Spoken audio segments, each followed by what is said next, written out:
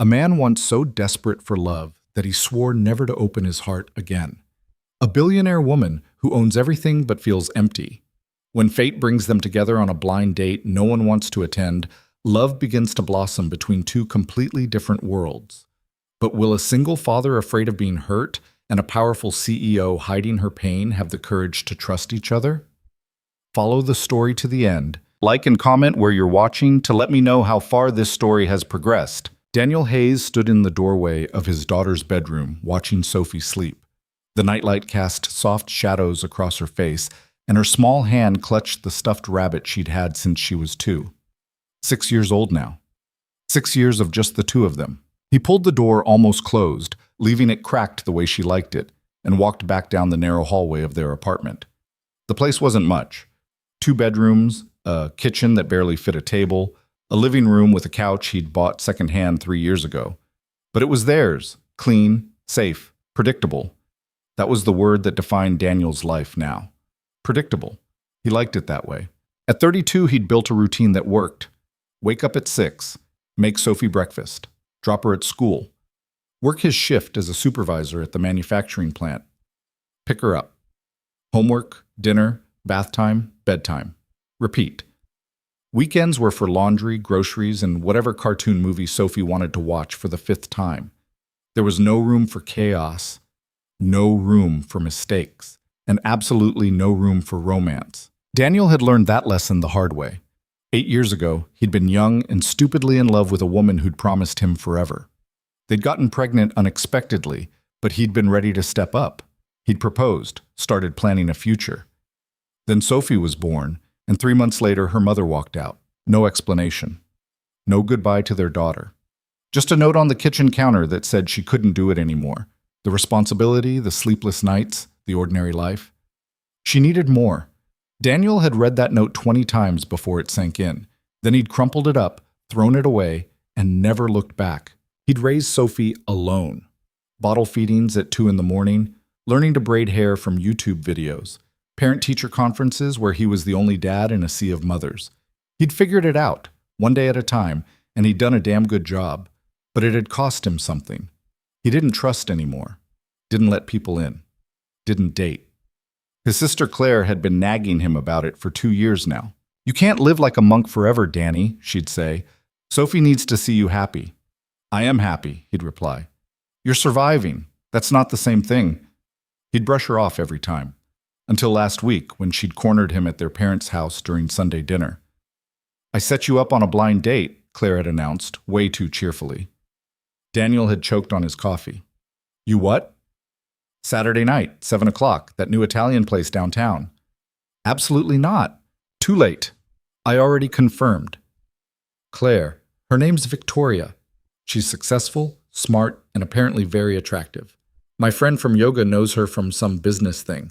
She's single and actually agreed to this, so don't you dare stand her up." "I'm not going." "Yes, you are. Mom's babysitting Sophie. It's already arranged." Daniel had stared at his sister, furious. But Claire had just smiled that infuriating big sister smile, the one that said she knew she'd already won. And that was how, on Saturday night, Daniel found himself sitting in his truck outside Romano's Italian restaurant, seriously considering just driving home. He checked his watch. 6:58. He could text Claire, say he got sick, food poisoning, flat tire, something. But then he'd never hear the end of it. She'd just set up another date. And another. Until he either went through with it or moved to a different state. "Fuck," he muttered, and climbed out of the truck. The restaurant was nicer than places he usually went. Soft lighting, cloth napkins, a hostess in a black dress who looked at him like she was trying to figure out if he was lost. "Reservation?" she asked. "Hayes, there should be 2. She checked her tablet. "Yes, a table for 2. Your date hasn't arrived yet. Follow me." She led him to a table near the window. Daniel sat down, feeling like he was wearing the wrong skin. He'd put on his best jeans and the button-down shirt Claire had bought him last Christmas, the one he'd never worn. He still felt out of place. A waiter appeared with menus and a wine list Daniel didn't even glance at. "Can I start you with something to drink?" "Water's fine." The waiter nodded and disappeared. Daniel checked his watch again. 7:02. Maybe she wouldn't show. That would be ideal, actually. He could tell Claire he'd tried. It just hadn't worked out, and then go home and forget this whole thing. Then the door opened. Daniel glanced up out of habit, and the air went out of his lungs. The woman who walked in was stunning in a way that made him forget how to think. Tall, maybe 5'9", with dark hair pulled back in a way that looked effortless but probably wasn't. She wore a black dress that was simple but clearly expensive, and when she moved, every head in the restaurant turned. She spoke to the hostess, who immediately brightened and gestured toward Daniel's table. No. No way. This wasn't his date. This was some CEO or lawyer or someone way out of his league who just happened to be eating here tonight. But the hostess was leading her toward him, and she was looking right at him. Daniel stood up without thinking, his chair scraping loudly against the floor. The woman stopped at his table. Up close, she was even more beautiful. Sharp cheekbones, dark eyes that seemed to take in everything at once, skin that looked like she'd never spent a day working outdoors. "Daniel?" she asked. Her voice was calm, professional, like she was in a boardroom instead of a restaurant. "Yeah," he managed. "Victoria?" "Yes." She extended her hand. He shook it. Her grip was firm, confident, the kind of handshake that told you she was used to being in charge. "Please sit," she said. They both sat. The waiter reappeared instantly, like he'd been hovering nearby. "Good evening, Ms. Hale," the waiter said, and Daniel caught the shift in his tone, respectful, almost deferential. "Your usual?" "Please," Victoria said. The waiter nodded and left. Daniel stared at her. "You come here often?" "Occasionally, when I need to meet clients in a neutral setting." "Right." Because of course she did. An awkward silence settled over the table. Daniel had no idea what to say. He'd been on exactly 3 dates in the last 8 years, and all of them had been disasters. He was rusty. Hell, he'd never been good at this to begin with. Victoria folded her hands on the table and looked at him with an expression he couldn't quite read. "So," she said, "I take it your sister set this up?" "Yeah, yours?" "A colleague. She thought I needed to get out more." Victoria's mouth curved slightly, though it wasn't quite a smile. "I assume you didn't want to be here." Daniel blinked. "That obvious?" "You looked like you were planning an escape route when I walked in." He huffed a small laugh despite himself. "I was." "Understandable. I wasn't particularly enthusiastic about this either." "Then why'd you agree?" Victoria tilted her head, considering the question. "Because people who care about me insisted, and I've learned that sometimes it's easier to go along with things than to argue." "Yeah," Daniel said. "Same." The waiter returned with a glass of red wine, placing it in front of Victoria with a flourish. He turned to Daniel. "And for you, sir?" "Just water." "Are you sure? We have an excellent selection." "Water's fine," Daniel repeated. The waiter's smile tightened, but he nodded and left. Victoria picked up her wine glass, studying him over the rim.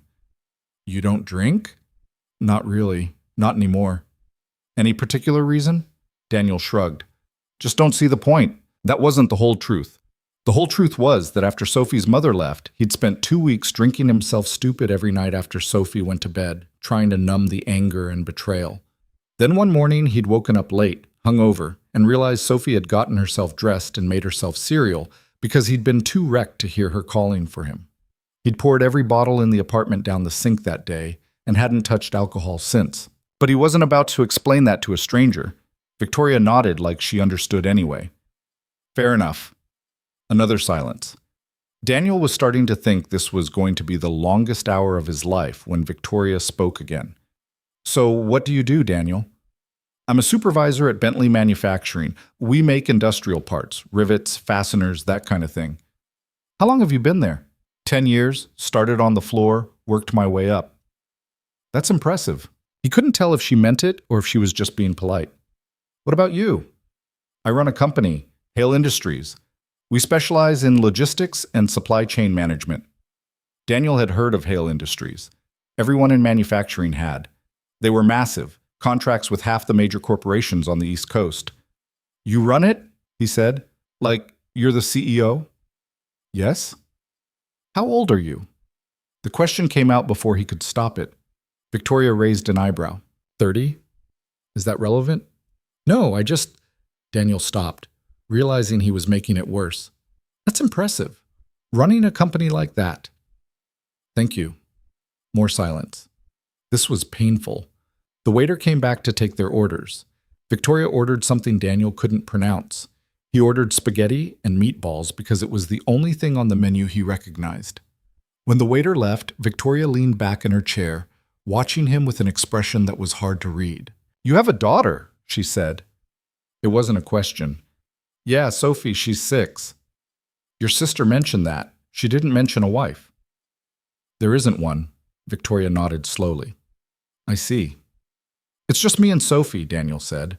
He didn't know why he felt the need to clarify. "Has been for a while now." "That must be difficult."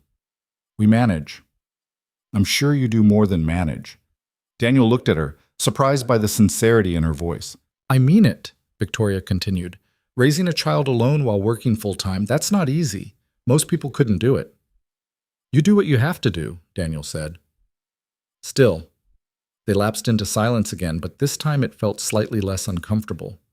The food arrived. Daniel's spaghetti looked good, at least. Victoria's dish was some kind of pasta with seafood that probably cost more than Daniel spent on groceries in a week. They ate in silence for a few minutes. Then Victoria said, "Can I ask you something?" "Sure." "Why did you agree to this date if you didn't want to come?" Daniel set down his fork. "Honestly, my sister wouldn't let it go. She thinks I need to start dating again." "And you don't?" "I don't have time. Between work and Sophie, there's not much left over." "That sounds like an excuse." Daniel's jaw tightened. "It's not." "Okay. What about you?" he asked, more defensively than he intended. "Why are you here if you didn't want to come?" Victoria took a sip of wine. "Because my colleague was worried I'm becoming too isolated. She thinks I spend too much time working and not enough time living." "And is she right?" "Probably." Victoria set down her glass and looked at him directly. "I don't date much, Daniel. My position makes it complicated. Most men are either intimidated by what I do or interested in what I have. It's exhausting." "I can imagine." "Can you?" There was a challenge in her voice, but not a cruel one, just honest. "No," Daniel admitted. "Probably not." Victoria's expression softened slightly.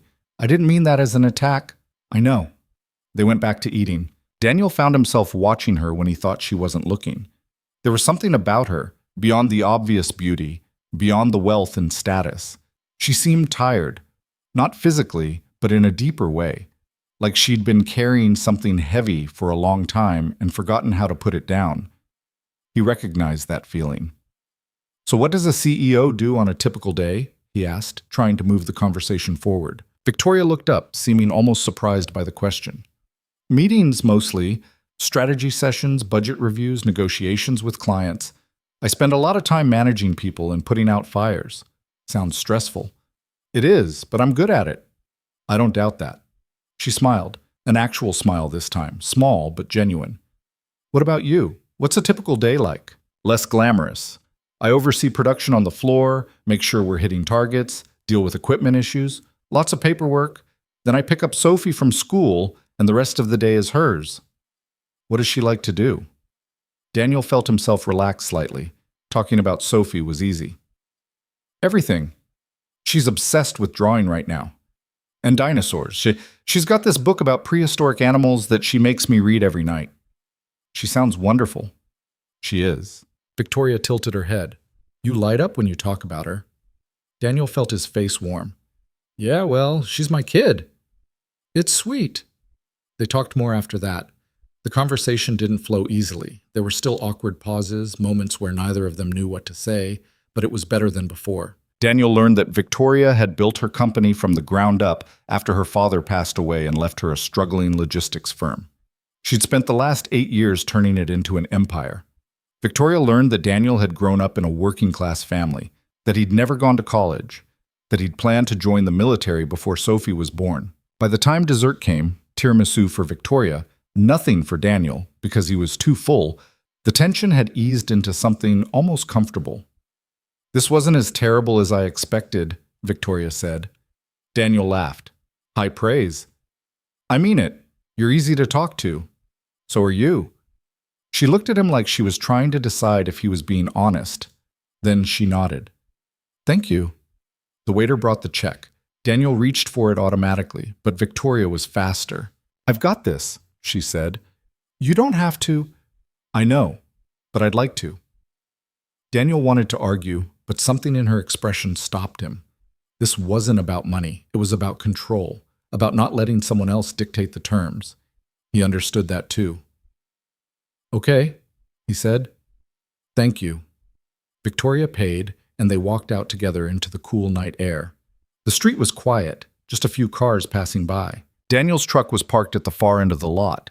Victoria's car, a sleek black sedan that probably cost more than Daniel made in a year, was right out front. They stopped between the two vehicles. "Well," Victoria said, "this was unexpected." "Yeah." "Your sister will probably want a full report," Daniel groaned. "Don't remind me." Victoria smiled, and for a moment she looked younger, less guarded. "Would you want to do this again?" she asked. Daniel blinked. "What? Dinner? Or coffee? Something less formal, maybe." He stared at her, genuinely surprised. "You want to see me again?" "Is that so hard to believe?" "Honestly, kind of." Victoria laughed, a real laugh this time, not the polite sound she'd made earlier. "You're refreshing, Daniel. Most people I meet spend the whole conversation trying to impress me or asking for favors. You didn't do either." "I didn't know I was supposed to." "You weren't, that's the point." Daniel didn't know what to say to that. Victoria pulled a business card from her purse and handed it to him. "My direct number. Text me if you'd like to get coffee sometime." He took the card, feeling the weight of it. Expensive cardstock. Embossed lettering. "Okay," he said. "Okay." She got into her car and Daniel watched as she drove away, the taillights disappearing into the night. He stood there for a moment, holding the card, trying to process what had just happened. Then he got in his truck and drove home. Claire called him before he even made it back to his apartment. "Well?" she demanded the second he answered. "Hello to you too." "Don't hello me. How did it go?" Daniel sighed. "It was fine." "Fine? That's all I get?" "What do you want me to say?" "Did you like her? Did she like you? Are you seeing her again?" "I don't know, maybe." Claire squealed so loudly Daniel had to pull the phone away from his ear. "I knew it. I knew you two would hit it off." "We didn't hit it off. We just talked." "That's how it starts, Danny. I'm hanging up now. Text her, tonight." "Goodbye, Claire." He hung up before she could say anything else. Back at the apartment, his mom was asleep on the couch. Daniel woke her gently, and she gathered her things, asking the same questions Claire had.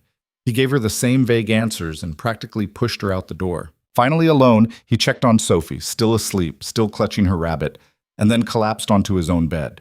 He pulled out Victoria's card, staring at the number printed beneath her name. This was insane. She was a billionaire CEO. He was a factory supervisor living paycheck to paycheck. They had nothing in common.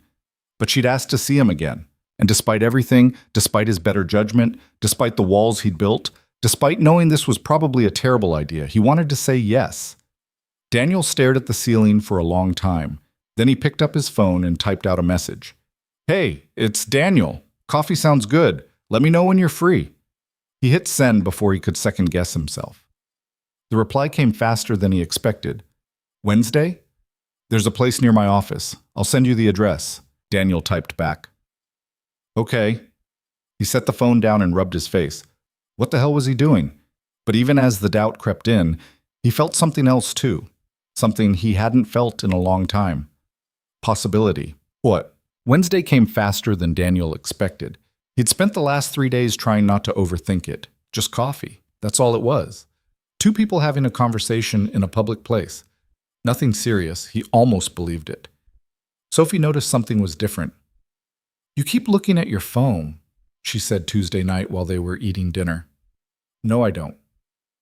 "Yes, you do. You did it like 5 times. Daniel set his phone face down on the table. "Sorry, Bug. Just work stuff." Sophie narrowed her eyes at him, unconvinced, but she let it go. Wednesday afternoon, Daniel left work early, something he almost never did, and drove to the address Victoria had sent him. It was a coffee shop in the business district downtown, the kind of place with exposed brick and Edison bulbs, and a menu that listed 6 different kinds of milk. He felt out of place the second he walked in. Victoria was already there, sitting at a table near the window with a laptop open in front of her. She was dressed in a sharp gray suit, her hair pulled back, looking every inch the CEO she was. Daniel approached slowly, suddenly aware of his work boots and the grease stain on his jeans he hadn't noticed until now. Victoria looked up and smiled. Hey. Hey. Grab whatever you want. I've got a tab here. I can pay for my own coffee. I know you can, but you don't have to. Daniel didn't argue this time. He ordered a regular coffee, black, no sugar, and sat down across from her. Thanks for coming, Victoria said, closing her laptop. Thanks for inviting me. How was your day? Busy? Yours? The same. They both smiled at the awkwardness of it. We're not very good at this, are we? Victoria said. Not really. Do you want to just skip the small talk? God, yes. Victoria laughed, and just like that, the tension broke. They talked for over an hour, about work, mostly. Daniel told her about a machine that had broken down and delayed production, and Victoria told him about a contract negotiation that had gone sideways. It should have been boring, but it wasn't. There was something grounding about it, real. At some point, the conversation shifted. Can I ask you something personal? Victoria said. Sure. Sophie's mother, what happened? Daniel hesitated. He didn't talk about this. Ever. But Victoria was looking at him with genuine curiosity, not pity, and for some reason that made it easier. She left, he said simply. When Sophie was 3 months old, decided she didn't want to be a mother. I'm sorry. It's fine. We're better off. Are you? Daniel looked at her. What do you mean? You said you're better off, but you also said you don't date, you don't let people in. That doesn't sound fine. He should have been annoyed by the observation. Instead, he found himself answering honestly. I don't know, he said. Maybe I'm not fine, but I'm functional, and that's enough. Victoria nodded slowly. I understand that. Do you? More than you'd think. She told him then, in carefully measured words, about her own past. About an ex-boyfriend who'd made her feel small despite everything she'd accomplished. Who'd called her cold when she prioritized work. Who'd left her feeling like she had to choose between success and love. I chose success, she said, and I don't regret it. But sometimes I wonder if I just convinced myself I didn't need anything else because it was easier than admitting I wanted it. Daniel didn't know what to say to that. They sat in silence for a moment, the noise of the coffee shop filling the space between them. This is the most honest conversation I've had in years, Victoria said quietly. Yeah, Daniel said, me too. She looked at him, really looked at him, and he felt something shift. This wasn't just coffee. This was something else. Something he wasn't ready for but couldn't seem to walk away from. I should get back to work, Victoria said, though she didn't move. Yeah, I need to pick up Sophie. How is she? Good. She's been asking why I'm in such a good mood lately. Victoria's eyebrows lifted. Are you? Daniel realized he'd said too much. I don't know. Maybe. That's dangerous. What is? Being in a good mood because of someone else. Yeah, Daniel said. It is. They stood up together. Outside, the afternoon sun was starting to dip toward the horizon. Same time next week? Victoria asked. Okay. She smiled, and Daniel felt something warm settle in his chest. He was in trouble. He knew it. But for the first time in 8 years, he didn't care. 3 weeks turned into a month, and coffee became a standing appointment. Every Wednesday at 4, Daniel would leave work early and meet Victoria at the same coffee shop. They'd talk for an hour, sometimes 2, about everything and nothing. Work problems. Childhood memories. Bad movies they'd watched. The conversations flowed easier each time, the silences less awkward. Daniel found himself looking forward to Wednesdays in a way that scared him a little. Sophie noticed. You're different, she said one night while Daniel was helping her with her math homework. Different how? I don't know. Happier, I guess. Daniel looked at his daughter, surprised. I'm always happy, Bug. Not like this. Sophie tilted her head, studying him with those big brown eyes that saw too much. You smile more, and you sing in the shower now. I do not sing in the shower. Yes, you do. I heard you this morning. It was bad. Daniel laughed despite himself. Thanks, kid. So what's different? He hesitated. He hadn't told Sophie about Victoria yet. Hadn't told anyone, really, except Claire, who'd been insufferable about it. He wasn't sure what there was to tell. They were just friends, two people getting coffee once a week, except it didn't feel like just friendship anymore. "I've been meeting someone for coffee," Daniel said carefully. "A friend." Sophie's eyes lit up. "A girlfriend?" "Just a friend." "But is she a girl?" "Yes." "Do you like her?" Daniel set down his pencil. Why all the questions? "Because you're being weird about it." Sophie grinned. "You like her. Eat your dinner. You didn't say no." "Sophie." She giggled and went back to her chicken nuggets, but Daniel could see the wheels turning in her head. He'd have to be more careful. The following Wednesday, Daniel arrived at the coffee shop to find Victoria already there, but something was off. She was staring at her laptop screen with an intensity that bordered on anger, her jaw tight. "Hey," Daniel said, sitting down. Victoria barely looked up. "Hey. Everything okay?" "Fine." It clearly wasn't. Daniel ordered his coffee and waited. When Victoria still hadn't said anything 5 minutes later, he tried again. "You want to talk about it?" "Not particularly." "Okay." They sat in silence. It wasn't comfortable this time. Victoria typed furiously, her fingers practically attacking the keyboard. Daniel sipped his coffee and tried not to feel like he'd done something wrong. Finally, Victoria closed the laptop and rubbed her eyes. "I'm sorry," she said. "I'm being rude." "It's fine." "No, it's not. You took time out of your day to be here, and I'm sitting here ignoring you." "Bad day?" "You could say that." Victoria leaned back in her chair, looking exhausted. "One of my major clients is threatening to pull their contract because they found someone who can do it cheaper. Never mind that we've worked with them for 5 years. Never mind that we've never missed a deadline. They found someone who'll undercut us by 3%, and suddenly loyalty means nothing." Daniel nodded.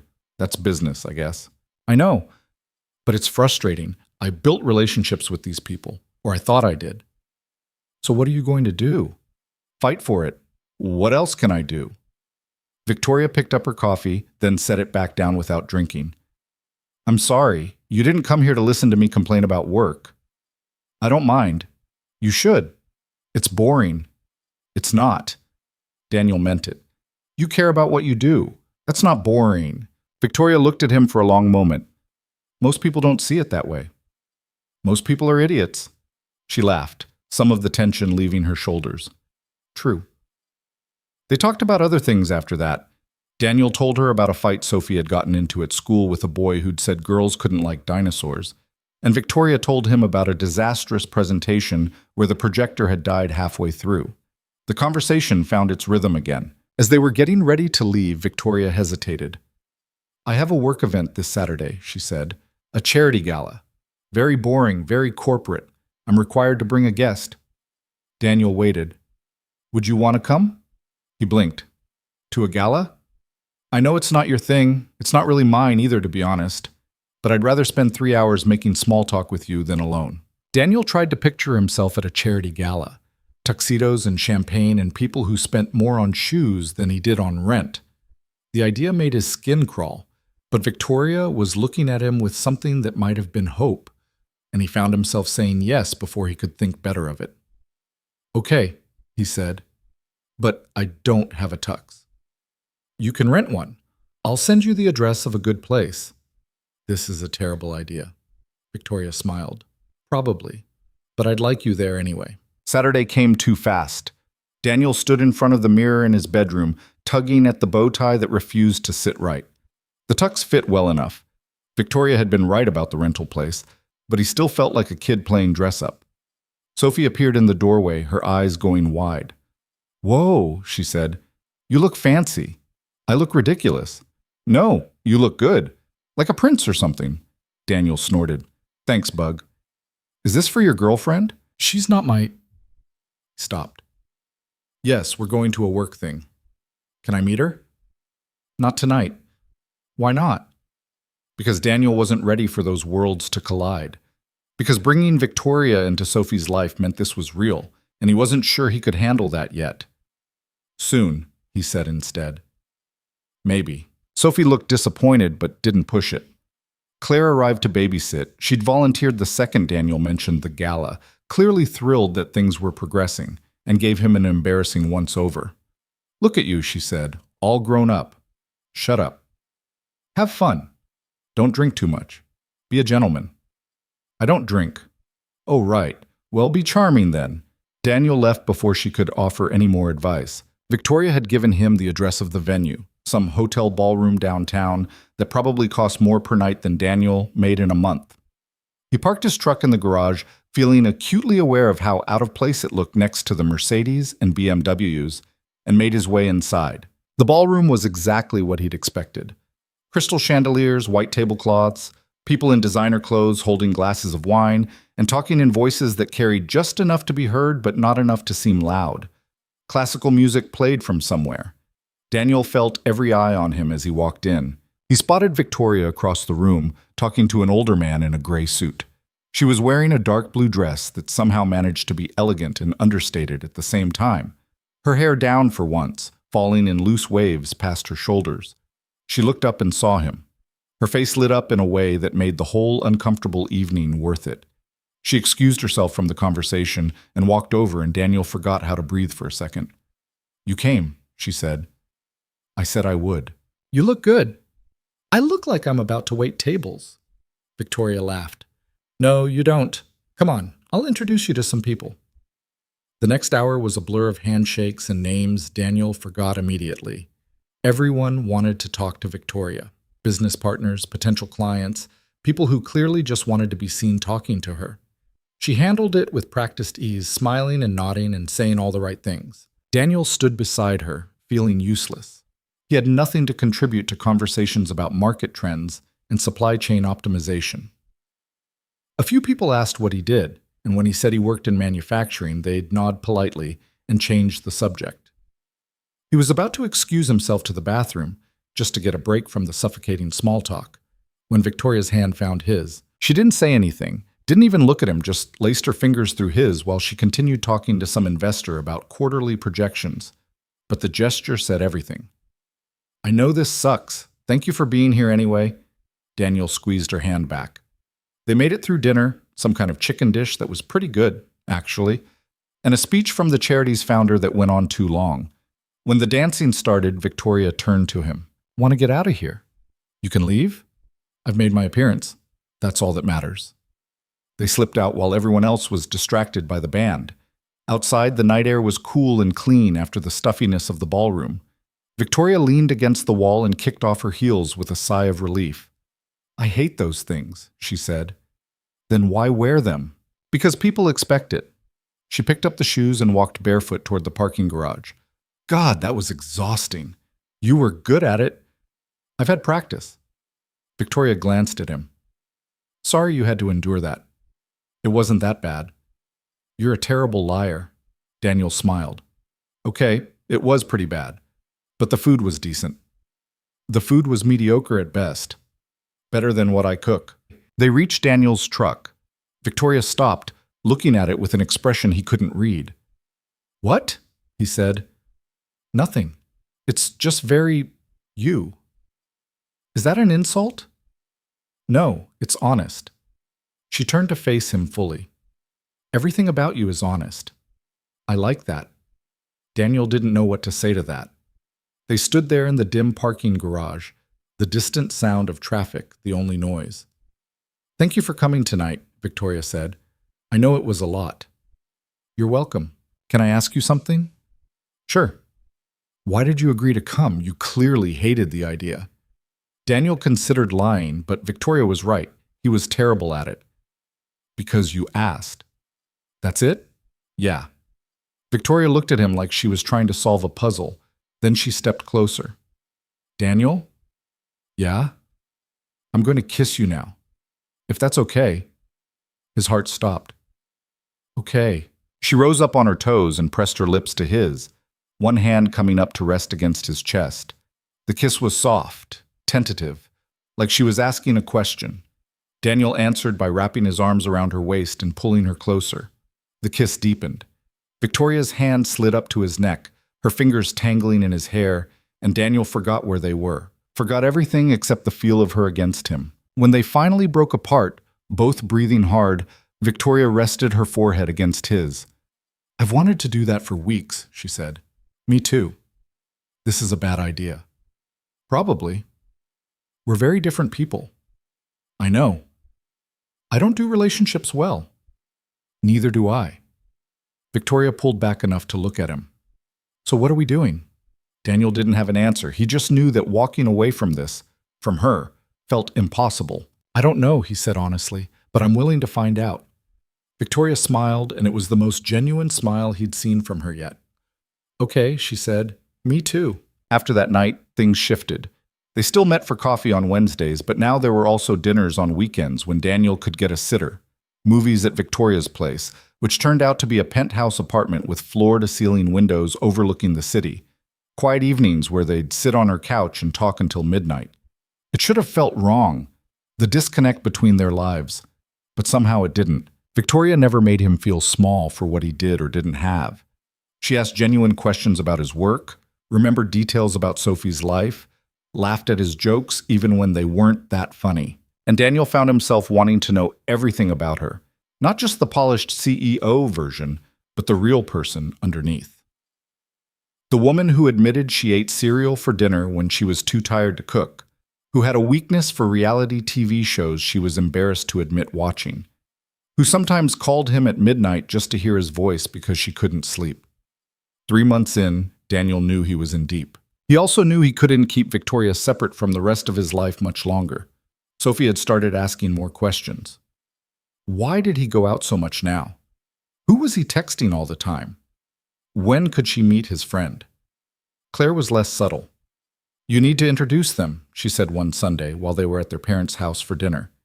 She'd cornered him in the kitchen while everyone else was in the living room. Sophie should meet her. It's complicated. Why? Because what if it doesn't work out? Sophie's already had one person leave her. I'm not putting her through that again. So you're just never going to let her meet anyone you date? I don't know. Maybe. Claire crossed her arms. That's not fair to Sophie, or to Victoria. I'm trying to protect her. You're trying to protect yourself. Daniel glared at his sister, but she didn't back down. I'm serious, Danny. You can't live your whole life scared of getting hurt again. Sophie needs to see you taking risks. She needs to see what a healthy relationship looks like. And what if this isn't healthy? What if we're just two broken people who don't know what we're doing? Then you figure it out together, but you can't keep them in separate boxes forever. Daniel knew she was right. He'd known it for weeks now, but knowing something and doing something about it were different things. That Wednesday, he told Victoria about the conversation. They were at the coffee shop, their usual table, and Victoria listened without interrupting. When he finished, she was quiet for a moment. I understand why you're scared, she said finally. I am too. Of meeting Sophie? Of what it means if I do. Meeting your daughter makes this real. It means we're not just casually dating anymore. It means I'm becoming part of your life in a way that matters. And that scares you? Victoria looked down at her coffee. I don't have a great track record with relationships, Daniel. I work too much. I'm not warm and fuzzy. I don't know how to be around kids. Sophie's easy. She likes everyone. That's not the point. Victoria met his eyes. What if I'm not good at this? What if I disappoint her? Or you? You won't. You don't know that. No, Daniel admitted. But I know you. And I know you don't do anything halfway. If you're in this, you're in it. Victoria was quiet again, turning her cup in her hands. What do you want, Daniel? Really? It was a simple question with a complicated answer. Daniel thought about the last 3 months, the way his chest felt lighter when he was with Victoria, the way she made him laugh, the way she challenged him to see beyond the narrow life he'd built for himself. He thought about Sophie asking when she could meet his friend, about the future he'd stopped letting himself imagine years ago. I want you to meet Sophie, he said. I want you to be part of my life. All of it, not just the parts that are easy. Even if I screw it up? Even then, Victoria took a breath. Okay. Yeah? Yeah, let's do it. They decided to keep it simple. Lunch at a diner Sophie liked. Nothing formal, no pressure, just 3 people having burgers and fries together. Daniel was more nervous than he'd been for any date. He He picked Sophie up from school on Saturday and drove to the diner, trying not to let his anxiety show. "So I'm really meeting her?" Sophie asked from the back seat. "Yep." "What's she like?" "She's nice, smart, she works a lot." "Does she like dinosaurs?" "I don't know. You can ask her." Sophie was quiet for a moment. "Do you love her?" Daniel's hands tightened on the steering wheel. "That's a big question, Bug. But do you?" He didn't answer right away. He thought about Victoria's laugh, the way she held his hand, the text messages she sent in the middle of the day just to tell him something funny that had happened. "I think I might," he said quietly. Sophie nodded like this made perfect sense. "Okay." They pulled into the diner parking lot. Victoria's car was already there. Daniel took a deep breath. "You ready?" "Are you?" Sophie asked. "Smart kid." "Yeah," Daniel said. "I think I am." They walked inside together. Victoria was sitting in a booth by the window, and she stood up when she saw them, smoothing down her sweater. She looked nervous, which somehow made Daniel feel better. "Hi," Victoria said. "Hi," Daniel replied. "Victoria, this is Sophie." "Sophie, this is Victoria." Sophie looked up at Victoria with open curiosity. "You're pretty." Victoria blinked, clearly not expecting that. "Thank you. So are you." "Thanks. I like your sweater. Is it cashmere?" Daniel stifled a laugh. "Where'd you learn that word?" "Aunt Claire talks about fabric all the time." Sophie slid into the booth. "Do you really run a whole company?" "I do," Victoria said, sitting down across from her. "That's cool. What kind of company?" "We help other companies move things from one place to another. Logistics." Sophie wrinkled her nose. "That sounds boring." Victoria laughed, and it was genuine. "Sometimes it is." They ordered food, burgers for Sophie and Daniel, a salad for Victoria, and Sophie dominated the conversation, asking Victoria 100 questions. Did she have any pets? What was her favorite color? Had she ever been to Disney World?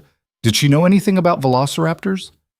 Victoria answered each question patiently, and Daniel watched the two of them with something warm spreading through his chest. This was what he'd been afraid of, this moment right here, where two parts of his life came together, and he had to face what that meant.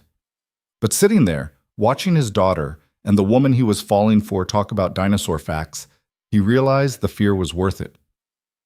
"Dad spaces out sometimes," Sophie said, pulling Daniel back to the conversation. "Are you spacing out?" "No," Daniel said, "just listening." "He's lying. He does that when he's thinking too hard." Victoria smiled at him. "Does he?" "All the time." The food arrived and they ate while Sophie told Victoria about her school, her friends, the picture she'd drawn in art class that her teacher had hung on the wall. Victoria listened like every word mattered. When lunch was over and they walked back to the parking lot, Sophie tugged on Daniel's sleeve. "I like her," she whispered. "Yeah? Yeah, she's nice, and she didn't treat me like a baby." Daniel ruffled her hair. "Good." Victoria knelt down to Sophie's level. "It was really nice to meet you, Sophie." "You too. Can you come over sometime? We could watch a movie." Victoria glanced at Daniel, who nodded. "I'd like that," Victoria said. Sophie beamed.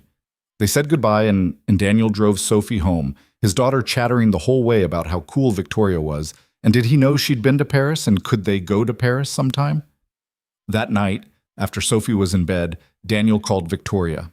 "How do you think it went?" she asked immediately. "She loved you." "Really?" "Really. She's already planning your next hangout." Victoria let out a breath. "I was so nervous. I could tell. She's amazing, Daniel. You've done such a good job with her." "Thanks." They were quiet for a moment, and then Victoria said, "This is real now, isn't it?"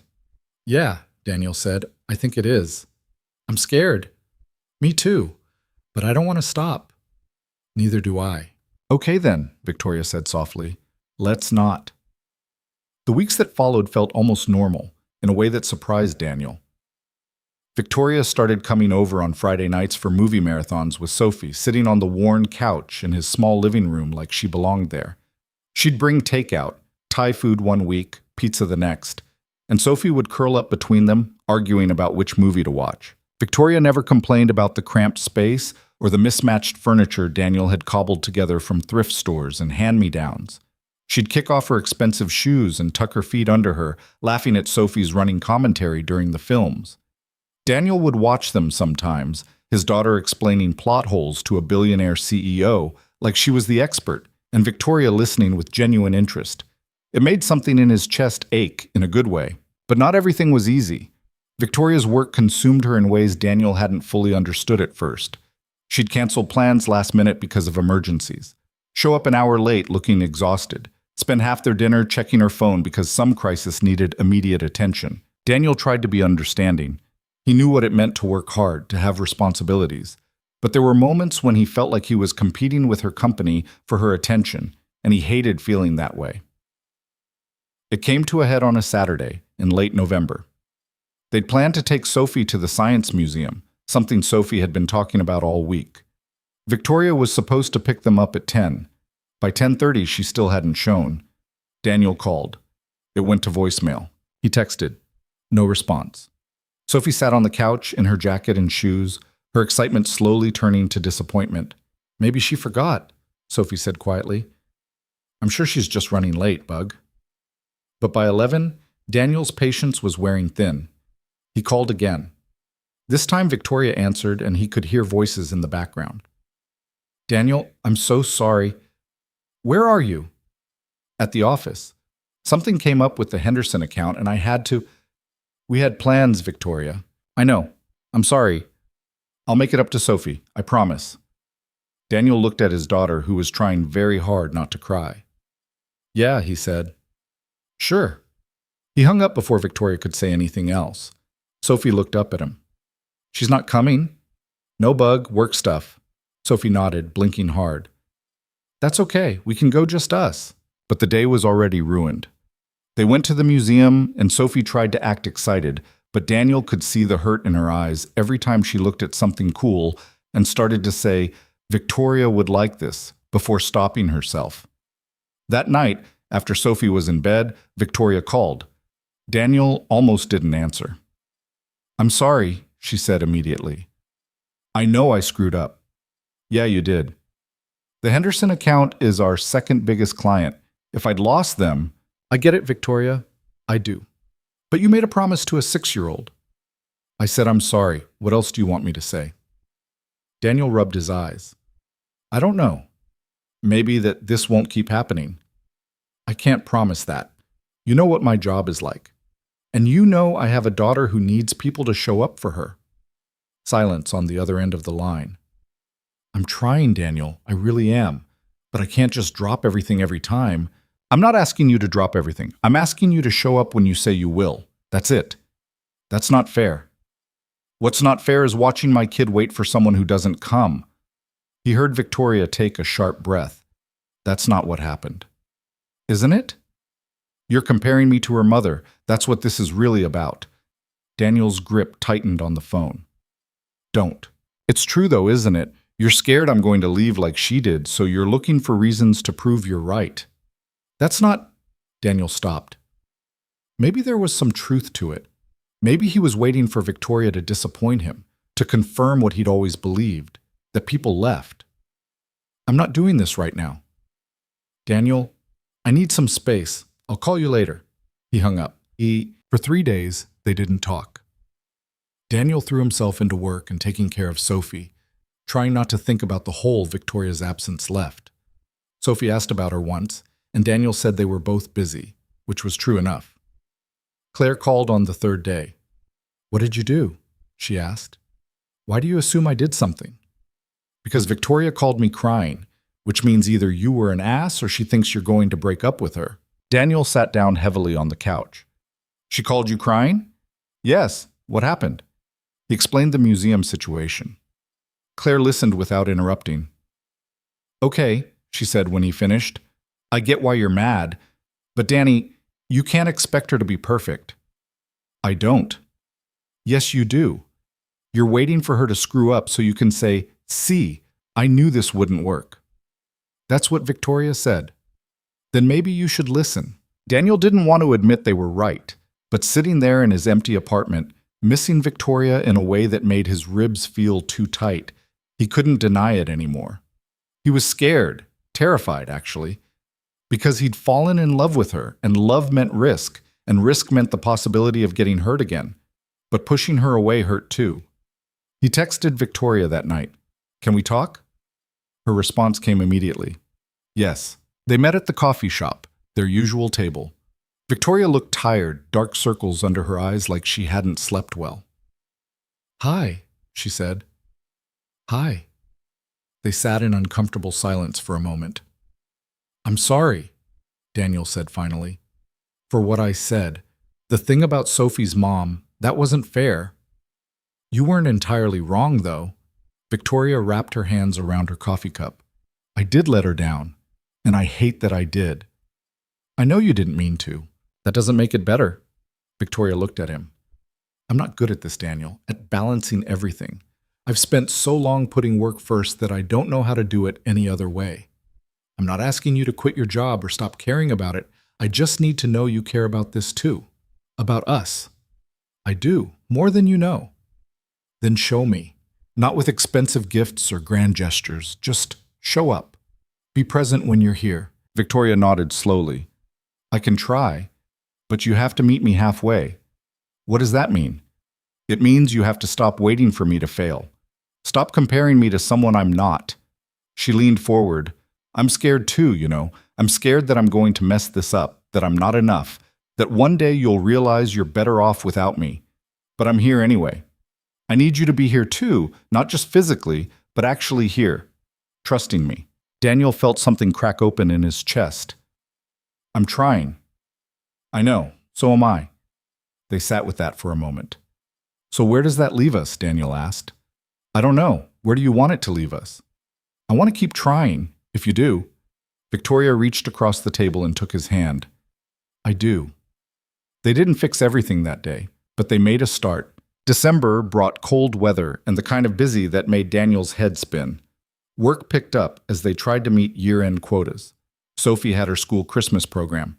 Victoria was drowning in end-of-year reports and budget meetings. But they made it work. Victoria came to Sophie's program sitting in the back of the elementary school auditorium in her work clothes because she'd come straight from the office. She recorded the whole thing on her phone and afterward told Sophie she was the best singing snowflake she'd ever seen. Sophie beamed for the rest of the night. Daniel started trying harder too. When Victoria had to work late, he'd bring her dinner at her office instead of getting frustrated. He'd sit in her conference room while she worked, not saying much, just being there. "You don't have to do this," Victoria said one night, looking up from her laptop. "I know. You could be home, with Sophie. She's at Claire's, and I want to be here." Victoria smiled, tired but genuine. "Thank you." Things weren't perfect.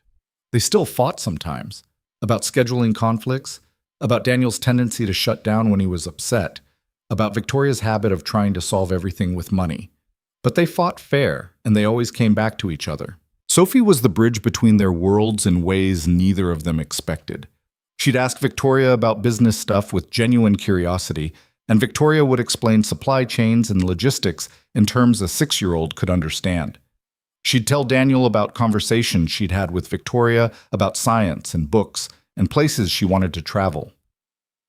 "Victoria says Paris has a museum that's just dinosaur bones," Sophie said one night at dinner. "Can we go there someday? Maybe when you're older, Bug." "Victoria says she'll take us. She's been there like 5 times. Daniel looked at his daughter, seeing the admiration in her eyes. Sophie had started talking about Victoria the way she talked about her teacher or Aunt Claire, like someone important, someone permanent. It should have made him happy. And it did. But it also scared the hell out of him. Because if this fell apart, it wasn't just his heart on the line anymore. In mid-December, Victoria invited them to a company holiday party. It was less formal than the gala, held at her office building's event space, with a casual dress code and activities for kids.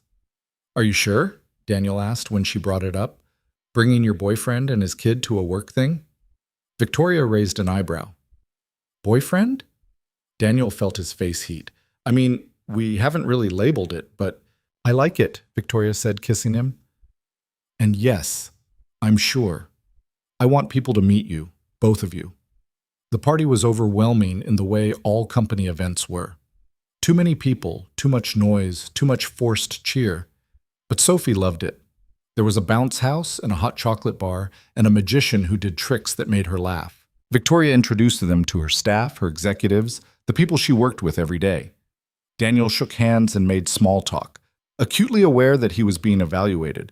Victoria's boyfriend, the factory supervisor, the single dad. He caught some of the looks, the raised eyebrows, the whispered conversations.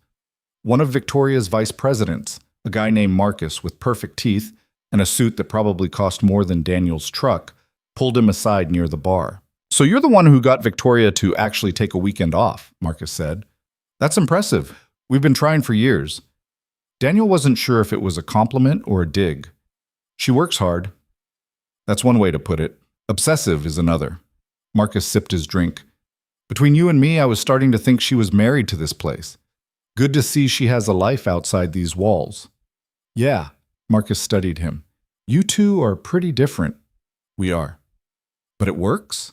Daniel looked across the room to where Victoria was kneeling next to Sophie, helping her make a gingerbread house. His daughter was explaining something with grand hand gestures, and Victoria was nodding seriously, like decorating cookies was the most important conversation she'd had all day. "Yeah," Daniel said, "it works." Later, when they were leaving, Sophie fell asleep in the car on the way home. Daniel carried her up to the apartment, and Victoria followed, helping him get Sophie into bed without waking her. They stood in Sophie's doorway for a moment, watching her sleep. "She had fun tonight," Victoria whispered. "She did. Your coworkers were nice. They were probably all wondering what you're doing with me." Victoria turned to look at him. "What I'm doing with you?" "Come on, Victoria. You saw how they looked at us. The CEO and the factory guy. It doesn't exactly make sense." "Who cares what makes sense?" "I'm just saying, no."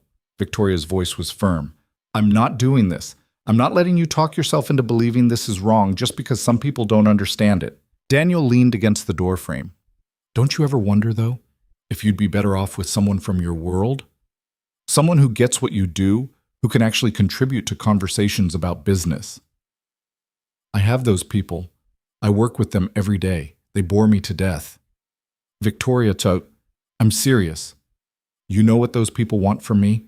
Connections, opportunities, ways to advance their careers. You know what you want from me?" Daniel didn't answer. "You just want me," Victoria said softly. "Not my money, not my company, just me.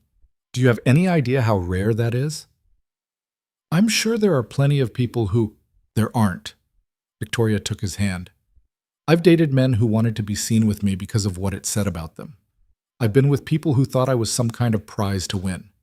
You're the first person who's ever made me feel like just being myself is enough." Daniel pulled her close. "It is enough. You're enough." She rested her head against his chest. "So are you. Stop trying to convince yourself otherwise." They moved to the living room, keeping their voices low. Victoria curled up on the couch, and Daniel sat beside her, his arm around her shoulders. "Can I ask you something?" Victoria said. "Always." "What do you tell Sophie about me? About us?" Daniel thought about it. "I tell her you're important to me, that I care about you." "Do you tell her you love me?" The question hung in the air between them. Daniel had been avoiding those words. They felt too big, too final. Saying them out loud made everything real in a way that scared him. But sitting there with Victoria in his arms, in the apartment he shared with his daughter, he realized the fear didn't matter anymore. "I haven't," he said, "but I should have, because I do." Victoria lifted her head to look at him. "You do what?" "Love you. I love you." Her eyes filled with tears. "You mean that?" "Yeah, I do." "I love you too," Victoria said, her voice breaking slightly. "I have for a while now. I was just scared to say it." "Why?" "Because the last time I told someone I loved them, they made me feel like I had to choose between them and everything else I cared about. Like love meant making myself smaller." Daniel cupped her face in his hands. "I would never ask you to do that." "I know. That's why I love you." They kissed, slow and sweet, and Daniel felt something settle inside him. Something that had been jagged and uncertain for years finally smoothing out. This was real. This was happening. And maybe, just maybe, it was going to be okay. The week before Christmas, everything fell apart. Daniel was at work when Victoria called, and he knew immediately something was wrong. Her voice was off, too controlled, like she was forcing herself to stay calm. "Can you meet me for lunch?" she asked. Is everything okay? Just, can you meet me? They met at the coffee shop. Victoria was already there, staring at nothing, her coffee untouched in front of her. Daniel sat down. What happened? I ran into Marcus yesterday at the Riverside Hotel. It took Daniel a second to place the name. Victoria's vice president, the guy from the holiday party. Okay? He wasn't alone. Victoria's jaw tightened. He was with my ex, Richard. Daniel felt something cold settle in his stomach. Victoria never talked about her ex. All he knew was that the relationship had ended badly and left her gun-shy about dating. What was Marcus doing with him? I don't know. They were having lunch. They saw me and… Victoria stopped, taking a breath. Richard came over, asked how I'd been, told me I looked good. Like we were old friends instead of… Instead of what? Victoria looked at him, and for the first time since he'd met her, she looked small, vulnerable in a way that made Daniel want to hit something. He was charming, she said quietly. That was always his thing, charming and successful and everything I thought I was supposed to want.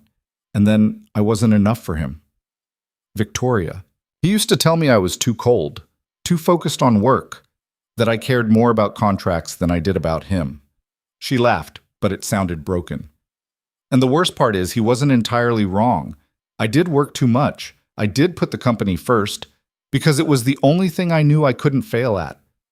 Daniel reached for her hand. What did he say to you yesterday? He asked if I was still married to my work, if I'd learned to let someone in yet. Victoria's eyes were bright with unshed tears. And I wanted to tell him yes, that I had, that I'd found someone who actually gave a damn about me. But I just stood there like an idiot, and he smiled like he knew exactly what I was thinking. Which was? That maybe he was right. Maybe I haven't changed at all. Maybe I'm still that person who can't balance anything, who disappoints everyone eventually. That's not true. Isn't it? I blew off Sophie for a work meeting. I cancel plans all the time. I'm exactly who I've always been. No, Daniel said firmly, you're not. You show up now. You try. That matters. Does it? Because I feel like I'm failing at everything. At work, because I'm distracted thinking about you and Sophie. At this, because I can't give you the time you deserve. Daniel felt something twist in his chest. He recognized this spiral. He'd been in it himself enough times. The voice that told you that you weren't enough, that you were broken, that everyone would be better off without you. Look at me, he said. Victoria did, her eyes red. Richard was wrong about you. Whatever he said, whatever he made you feel, he was wrong. You're not too cold or too focused. You're driven and passionate, and you care so damn much about everything you do. That's not a flaw. That's who you are. But what if I can't be that person and also be what you need? What Sophie needs? You already are what we need. How can you say that? You've seen me mess up. I've seen you show up at an elementary school concert after working 12 hours because you promised Sophie you'd be there. I've seen you explain logistics to a 6-year-old like her questions matter. I've seen you try so hard to be part of our lives, even though it scares you. Daniel squeezed her hand. I don't need you to be perfect, Victoria. I just need you to be here. Tears spilled down her cheeks.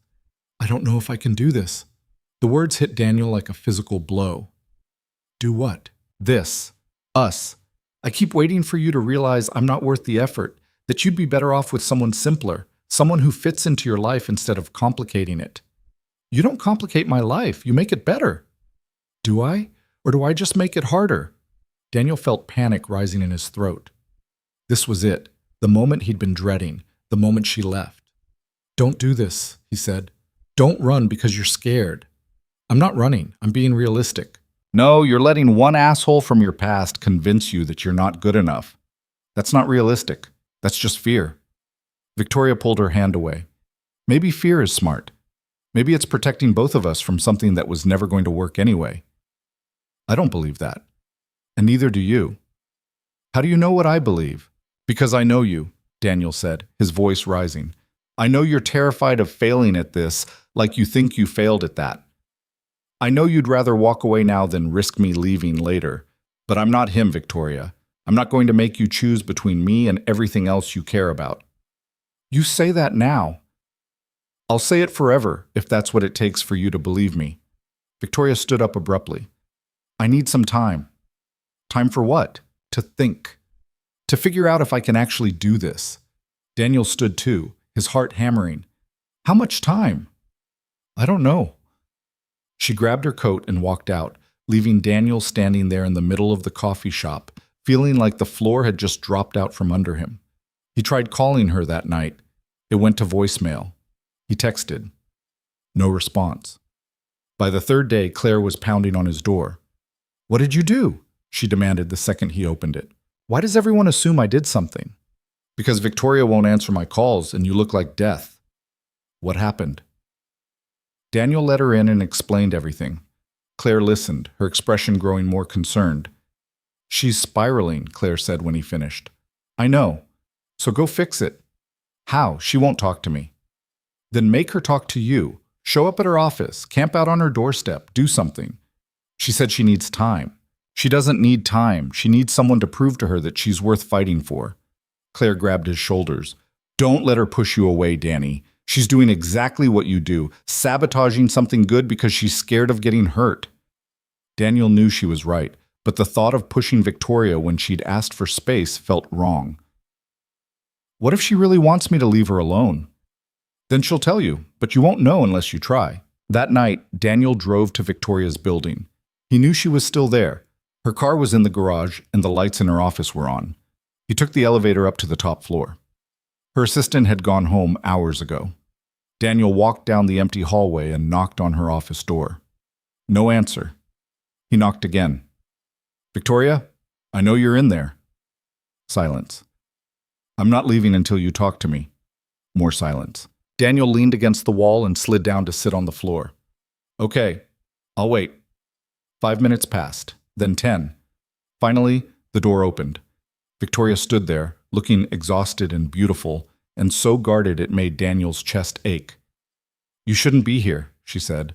Probably not, but here I am. Daniel, just hear me out, please.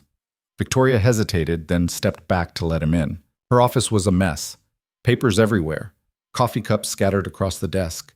She'd clearly been working herself to death for days. You look terrible, Daniel said. Thanks.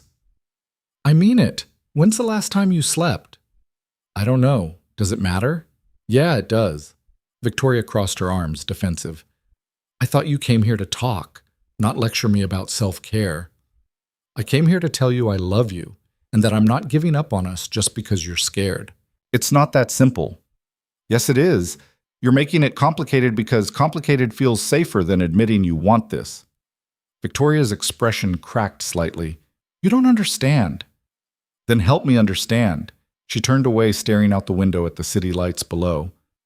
When Richard left, he told me I'd never be able to give someone what they needed, that I was too damaged, too focused on proving myself.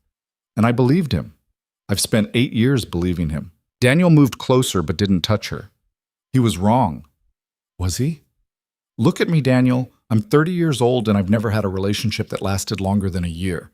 I've built an empire, but I can't figure out how to build a life. What does that say about me?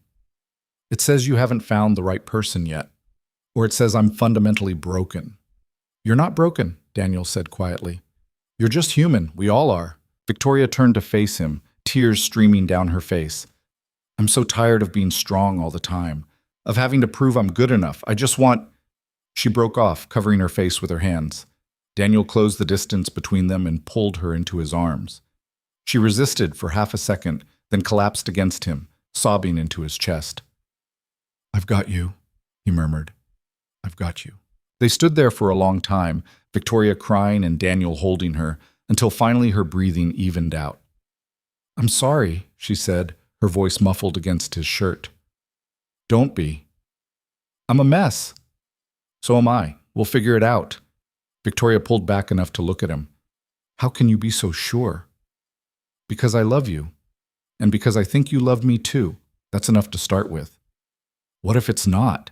Then we'll deal with that when it happens. But I'm not walking away just because it might be hard. I'm in this, Victoria, all the way. I just need to know if you are too. Victoria searched his face and Daniel held his breath, waiting. I'm terrified, she whispered. I know. But I don't want to lose you. You won't. How do you know? Because I'm standing here, aren't I? Even after you tried to push me away. Even after you ignored my calls. I'm still here. And I'm not going anywhere. Victoria kissed him then, desperate and messy and full of everything she couldn't say out loud. When they broke apart, Daniel rested his forehead against hers. "Come home with me," he said. "What?" "Tonight. Come home with me. Stop hiding in this office and come be with us. It's late. Sophie's probably asleep. She'll want to see you in the morning, and so will I." Victoria hesitated, then nodded. "Okay." They drove separately to Daniel's apartment. Victoria followed him up the stairs, and he half expected her to change her mind and leave. But she didn't. Inside, the apartment was quiet. Daniel checked on Sophie, still asleep, then turned to find Victoria standing in the middle of the living room, looking lost. "You can stay here," he said, gesturing to the couch. "Or, with you," Victoria said, "if that's okay." "Yeah, of course." They got ready for bed in comfortable silence. Victoria borrowed one of Daniel's t-shirts, and he tried not to think about how right she looked wearing it. In bed, she curled against him, and Daniel wrapped his arms around her, feeling her gradually relax. "Thank you," she said into the darkness. "For what?" "For not letting me run." Daniel kissed the top of her head. "Always." They fell asleep like that, tangled together, and for the first time in days, Daniel felt like he could breathe again. Daniel woke to sunlight streaming through the blinds and the smell of coffee. For a disoriented second, he didn't remember falling asleep with Victoria in his arms. Then he rolled over and found her side of the bed empty, the sheets still warm. He sat up, listening. Voices drifted from the kitchen, one high and animated, the other lower and uncertain. Sophie and Victoria. Daniel pulled on sweatpants and walked out to find them sitting at the small kitchen table. Sophie was still in her pajamas, explaining something with grand hand gestures while Victoria listened, cradling a coffee mug like a lifeline. She was still wearing his t-shirt, her hair messy, no makeup. She looked more human than he'd ever seen her. And then the T-Rex was like Roar, but the Triceratops had the horns so it could defend itself, Sophie was saying. But Dad says the T-Rex would probably win because it was bigger. "I don't know," Victoria said thoughtfully. "The Triceratops had armor. That counts for something." Sophie's eyes lit up. "That's what I said." Daniel leaned against the doorframe, watching them. Victoria caught his eye and smiled, a real smile that made his chest feel tight. "Morning," she said. "Morning. You made coffee? I found your stash. Hope that's okay." "More than okay?" Sophie bounced in her seat. "Victoria says she'll make us pancakes, the fancy kind with blueberries." Daniel raised an eyebrow at Victoria. "You cook?" "I can manage pancakes, probably." "She's never made them before," Sophie stage whispered. "But I said I'd help." The pancakes turned out lopsided and slightly burned, but Sophie declared them the best she'd ever had. They ate at the cramped table, knees bumping, syrup getting everywhere, and Daniel couldn't remember the last time his apartment had felt this full. After breakfast, Sophie dragged Victoria to her room to show her the dinosaur collection while Daniel cleaned up. He could hear them through the thin walls, Sophie's excited explanations, Victoria's genuine questions. Something in his chest settled. A piece he hadn't known was missing, clicking into place. Later, after Sophie got distracted by cartoons, Victoria found Daniel in the kitchen putting away dishes. "Thank you," she said quietly. "For what?" "For last night. For this morning. For not giving up on me when I was being impossible."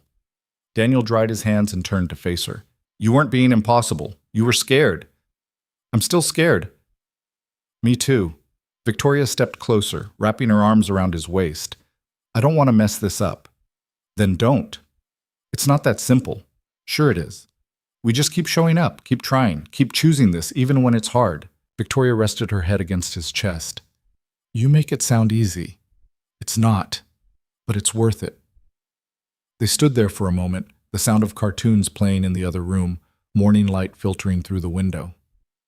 "I need to go home and change," Victoria said eventually, "and deal with work. But I'll come back tonight if that's okay." "Yeah, we'd like that." She kissed him, soft and sweet, then went to say goodbye to Sophie. Daniel watched her leave, and for the first time in days, he felt like they were going to be okay. The days leading up to Christmas were chaos. Daniel worked overtime to meet production deadlines. Sophie had the kind of pre-holiday energy that made her bounce off walls. Victoria was swamped with year-end reports and budget meetings that had her working 16-hour days. But they made time. Stolen moments that added up to something real. Victoria started keeping clothes at Daniel's apartment. Nothing fancy, just jeans and sweaters and the comfortable things she never wore to the office. She'd show up late at night, exhausted and stressed, and Daniel would make her tea while Sophie told her about her day. Those quiet evenings became the anchor of their week. On December 23rd, Victoria showed up at the apartment with bags of groceries. "What's all this?" Daniel asked, helping her carry them in. "Ingredients. I'm cooking Christmas dinner." "You cook Christmas dinner?"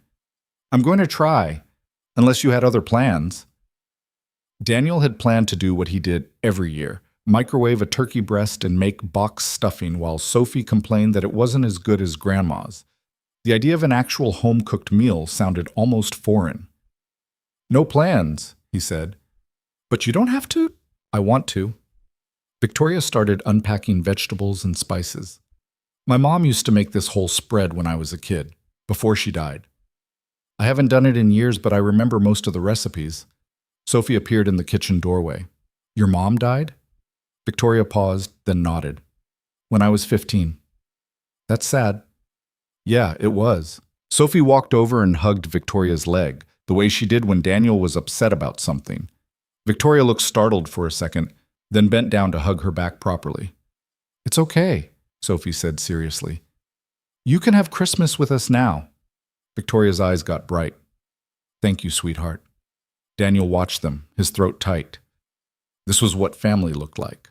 Not perfect, not traditional, just people choosing to show up for each other. Christmas Eve arrived with snow that actually stuck to the ground, rare for their part of the state. Sophie pressed her nose to the window, watching the flakes fall. "Can we build a snowman?" she asked. "It's not deep enough yet, Bug, but it might be tomorrow." "Maybe." Victoria came over that evening with wrapped presents that she tried to hide from Sophie's prying eyes. They ordered Chinese food and watched Christmas movies until Sophie fell asleep on the couch between them. Daniel carried her to bed while Victoria cleaned up the takeout containers. When he came back, she was standing by the window, looking out at the snow. "You okay?" he asked. "Yeah, just thinking." "About?" "How different this is from last Christmas. I worked through the whole thing, didn't even notice the day had passed until someone mentioned it at the office." She turned to look at him. "This is better. Even with the chaos and the mess and the kid who asks a million questions, especially because of that." Daniel pulled her close. "I'm glad you're here." "Me too." They stood there in the quiet apartment, watching snow fall outside. And Daniel let himself believe this could last. Christmas morning was loud and messy and perfect. Sophie woke them up at 6, bouncing on the bed until they gave in and stumbled out to the living room. Victoria had gone all out with presents, art supplies for Sophie, a new winter coat for Daniel that actually fit properly, books and games and little things that showed she'd been paying attention to what they liked. Daniel felt guilty about his gifts in comparison. A scarf he'd picked up at the mall, a framed photo of the three of them from the holiday party. But Victoria held that photo like it was precious, her fingers tracing the frame. "I love it," she said. "It's just a picture." "No, it's proof that this is real, that I'm part of something." She kissed him. "Thank you." After presents, Victoria took over the kitchen with a determination that was both impressive and slightly terrifying. She'd printed out recipes and arranged ingredients with the same precision she used for business meetings. "You sure you don't want help?" Daniel asked. "I've got this." "You've been staring at that turkey for 5 minutes." "I'm strategizing." Sophie giggled from where she was playing with her new art set. "She doesn't know what she's doing." "I heard that," Victoria called. "And you're not wrong, but I'm trying." The cooking took all day. There were minor disasters: burned rolls, lumpy gravy, mashed potatoes that were somehow both too dry and too wet. But the turkey came out perfect, golden and juicy. And the green beans were actually good. They sat down to eat at the small table that barely fit 3 people, and Sophie said it was the best Christmas dinner ever. "Even better than Grandma's?" Daniel asked. Sophie considered this seriously. "Different, but good different." Victoria looked like she might cry. After dinner, they played the board games Victoria had brought. Sophie won at Candyland 3 times in a row, doing a victory dance each time that made them both laugh. They watched more movies, ate too many cookies, and by the time Sophie finally crashed around 8, they were all exhausted. Daniel tucked Sophie in while Victoria cleaned up the wrapping paper and plates. When he came back, she was sitting on the couch, staring at nothing. "Hey," he said, sitting beside her. "You okay?" "I was just thinking about my dad." Daniel waited. Victoria rarely talked about her family. "He died when I was 22. Heart attack. Completely unexpected." She picked at a loose thread on the couch. "He'd built this company from nothing, and suddenly it was mine. I had no idea what I was doing. I was terrified I was going to destroy everything he'd worked for." "But you didn't." "No. But I also didn't let myself have anything else. I threw everything into the company because it was the only thing that made sense, the only thing I could control." She looked at him. "I haven't let myself want something like this in a long time." "Like what?" "A family, a home, someone who sees me and doesn't want something from me." Daniel took her hand. "I see you. I know, that's what scares me." "Why?" "Because what if I lose it? What if I mess up so badly you realize I'm not worth the trouble? That's not going to happen. You can't know that."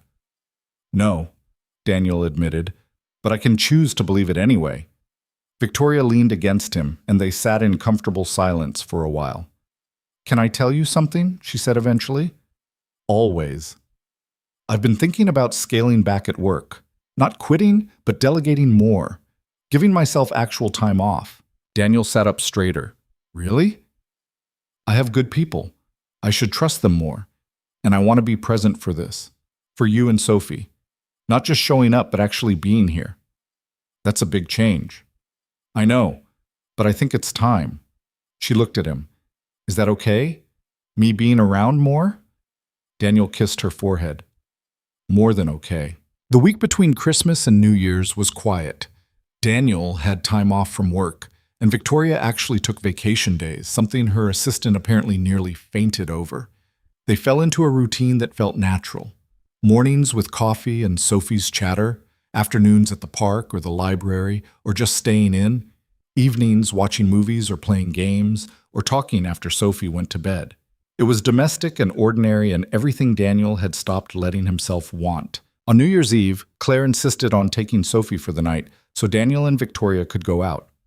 "Have an actual adult evening," Claire said. "You've earned it." They went to dinner at a restaurant that wasn't too fancy but wasn't cheap either, a middle ground they were getting better at finding. They talked about work and Sophie and plans for the new year. "I want to take a real vacation," Victoria said. "Somewhere warm, the three of us." "Sophie would love that." "What about you?" "I've never been on a real vacation." Victoria blinked. "Never?" "Never had the time or the money." "Then we're definitely doing it. I'll start looking at options." After dinner, they walked through downtown, watching people prepare for the midnight celebrations. The streets were crowded with couples and groups of friends, everyone in good spirits despite the cold. They ended up at the waterfront, away from the crowds, watching the city lights reflect off the dark water. "This time last year, I was alone in my apartment with a bottle of wine and a pile of reports," Victoria said. "I didn't even realize it was New Year's until someone set off fireworks at midnight and scared the hell out of me." Daniel laughed. "I was probably passed out on the couch. Sophie has to stay up until midnight, but I never make it." "We're quite the pair." "Yeah, we are." Victoria turned to face him, her expression serious. "I want this to work, Daniel. I know I've been difficult and scared and probably a pain in the ass to deal with. You haven't—" "Let me finish." She took a breath. "I want to do better, be better. Not because I think I'm not good enough, but because you and Sophie deserve someone who's all in. And I am. I'm all in." Daniel cupped her face in his hands. "I know you are." "How?" "Because you're here.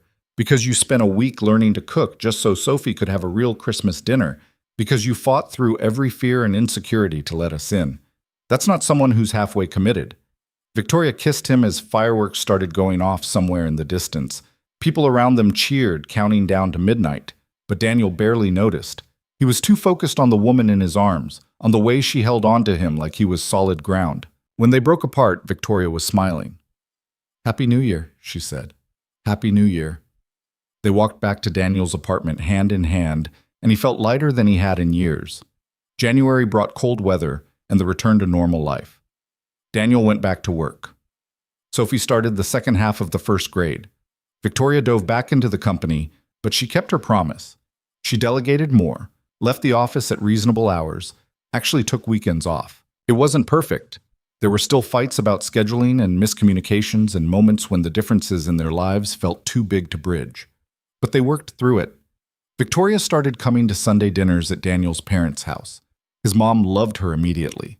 His dad was more reserved, clearly trying to figure out what a woman like her saw in his son.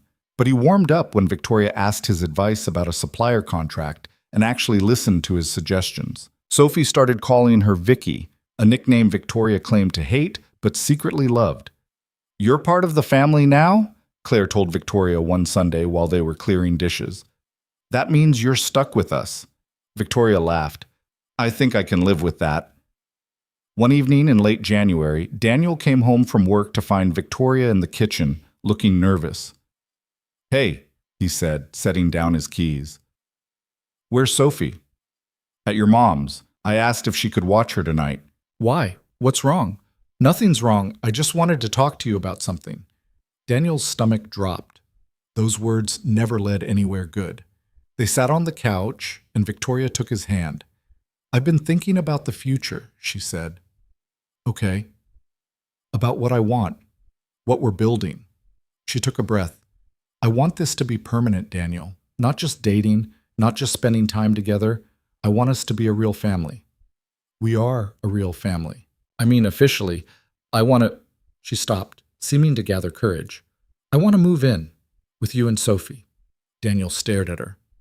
"You want to move in here? Or we could find a bigger place, somewhere that fits all of us. I know this apartment is small and you're comfortable here, but—" "Victoria, slow down." She did, looking anxious. "Is that a no?" "It's not a no, it's just, are you sure? You have that amazing penthouse. This place is barely 1,000 square feet. I don't care about the penthouse. I care about being with you, both of you." Victoria squeezed his hand. "I'm tired of going home to an empty apartment every night. I'm tired of pretending this is casual when it's the most important thing in my life. I want to wake up with you every morning. I want to be there when Sophie needs help with homework. I want this to be my home." Daniel felt his throat get tight. "What about work? Your commute would be twice as long from here. Then we find a place that's closer to both our jobs. Or I deal with the commute. I don't care, Daniel. I just want to be with you." He pulled her into his arms, holding her tight. "Yes." "Yes?" "Yes, move in with us. Let's find a place together. Let's do this right." Victoria pulled back to look at him, her eyes shining. "Really? Really?" She kissed him, hard and desperate and full of relief. When they broke apart, she was laughing. "Sophie's going to flip," she said. "She's going to demand we get a house with a yard so she can get a dog." "I'm okay with that." "Are you? A dog?" Victoria shrugged. "Why not? I'm already all in. Might as well go all the way." They told Sophie the next day. As predicted, she immediately started lobbying for a dog, a cat, and maybe some fish too while they were at it. "We'll see, Bug," Daniel said. "That means yes." Sophie hugged Victoria around the waist. "Are you really going to live with us?" "If that's okay with you." "Are you kidding? This is the best thing ever." They started house hunting the following week. It was a strange process. Victoria wanted to buy, Daniel wanted to rent, and they compromised on a lease with an option to purchase. Victoria wanted something modern and efficient. Daniel wanted something with character. Sophie wanted a yard and didn't care about anything else. After looking at 24 places, they found it. A 3-bedroom house in a neighborhood halfway between Daniel's work and Victoria's office. It had hardwood floors that needed refinishing, a kitchen that was outdated but functional, and a backyard with an old oak tree perfect for climbing. "It needs work," the realtor said apologetically. "It's perfect," Victoria said. Daniel looked at her. "You sure? We could keep looking." "No, this is it. I can feel it." Sophie was already running through the empty rooms, her voice echoing off the walls. "This one's mine! Dad! Victoria, come look! It has a window seat." They signed the lease that week. Moving day was chaos. Victoria hired movers for her stuff, but Daniel insisted on doing his own. Claire showed up with their parents to help. Even some of Daniel's coworkers came by with pizza and beer. Victoria's expensive furniture looked ridiculous next to Daniel's thrift store finds, but somehow it worked. They made it work. That first night in the new house, they ordered takeout and ate sitting on the floor of the empty living room because they hadn't unpacked the table yet. Sophie fell asleep in a nest of blankets, exhausted from running around all day. Daniel and Victoria sat with their backs against the wall, shoulders touching. "We did it," Victoria said. "Yeah, we did." It's really happening. Getting cold feet? "No." Just realizing how much my life has changed in less than a year. Daniel took her hand. Good change. The best change. Victoria rested her head on his shoulder. I love you. I love you too. They sat there in the quiet house, surrounded by boxes and possibility, and Daniel felt something he'd forgotten existed. Hope. The next few weeks were an adjustment. Learning to live together full-time meant navigating quirks and habits they'd only glimpsed before. Victoria was obsessively organized and liked things in specific places. Daniel was more relaxed and left coffee cups everywhere. Sophie was thrilled to have Victoria around all the time and constantly wanted her attention. They fought about stupid things: who forgot to buy milk, why the thermostat was set so high, whose turn it was to do dishes. But they also figured out rhythms, morning routines, evening rituals, the small compromises that made a house feel like a home. One Saturday in early February, Daniel woke to an empty bed. He found Victoria and Sophie in the kitchen, making pancakes together. They'd gotten better at it. The pancakes were only slightly lopsided now. Morning, Victoria said, flipping one. We're making breakfast. I can see that. Sophie grinned at him, her face smudged with flour. Victoria says we can get a dog if we prove we're responsible. Did she now? Don't look at me like that, Victoria said. She wore me down. She's 6. She's supposed to wear you down. Well, it worked, so if we can handle taking care of each other for a month without any major disasters, we'll start looking at shelters. Sophie cheered and nearly knocked over the mixing bowl. After breakfast, they drove to the hardware store to buy paint for Sophie's room. She wanted purple walls, and Victoria had suggested they make a day of it, paint together, make a mess, create something. At the store, while Sophie was distracted by paint samples, Victoria pulled Daniel aside. I need to tell you something, she said, and there was something in her voice that made his stomach flip. What's wrong? Nothing's wrong. She took a breath. Marcus called yesterday. He's leaving the company, moving to Seattle for his wife's job. Okay, is that a problem? It means I need a new VP of operations, someone I trust completely. You'll find someone. I already have someone in mind. Victoria looked at him. But I wanted to run it by you first because it's going to mean more work for a while. Longer hours until we get someone fully trained. I know we just made all these promises about balance, and I don't want to... Daniel took her hand. It's okay. Do what you need to do. We'll figure it out. You sure? Yeah, you've been making sacrifices for us. Let us support you too. Victoria hugged him right there in the paint aisle, and Daniel held her, feeling the weight of what they were building. This was partnership. This was real. That night, covered in purple paint and exhausted, they tucked Sophie into her sleeping bag in the living room since her room was drying.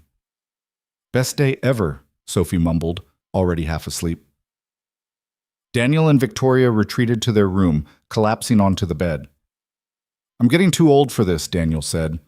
You're 32. I feel 50. Victoria laughed, curling into his side.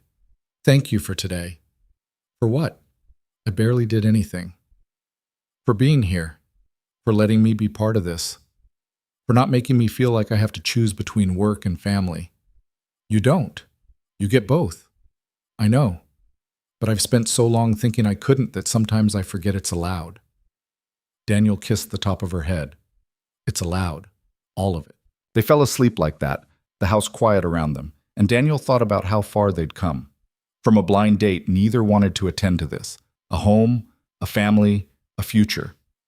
It wasn't perfect. It was messy and complicated and sometimes hard. But it was theirs. And that was enough. Spring came slowly that year, winter refusing to let go until mid-March.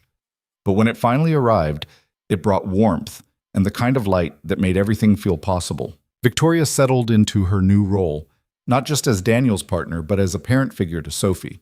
She learned to French braid hair through YouTube tutorials, showed up to parent-teacher conferences, and had heated debates with Sophie about whether velociraptors or T-Rexes were cooler. She still worked long hours sometimes, but she came home. Always came home. Daniel watched her transformation with something close to awe. The woman who'd been so certain she couldn't balance work and family was doing exactly that. Imperfectly, messily, but genuinely. They got the dog in April. A rescue mutt named Cooper, who was part lab, part something else entirely, and completely devoted to Sophie from day one. Victoria pretended to be annoyed when Cooper tracked mud through the house, but Daniel caught her slipping the dog treats when she thought no one was looking. "You're getting soft," he teased one evening while they were cleaning up after dinner. "I am not." "You let Sophie stay up late on a school night last week to finish her art project." "That was different. She was being responsible. And you bought her those expensive colored pencils she wanted.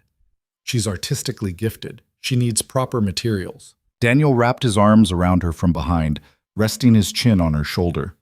"It's okay to admit you love this. Being part of a family." Victoria turned in his arms. "I do love it.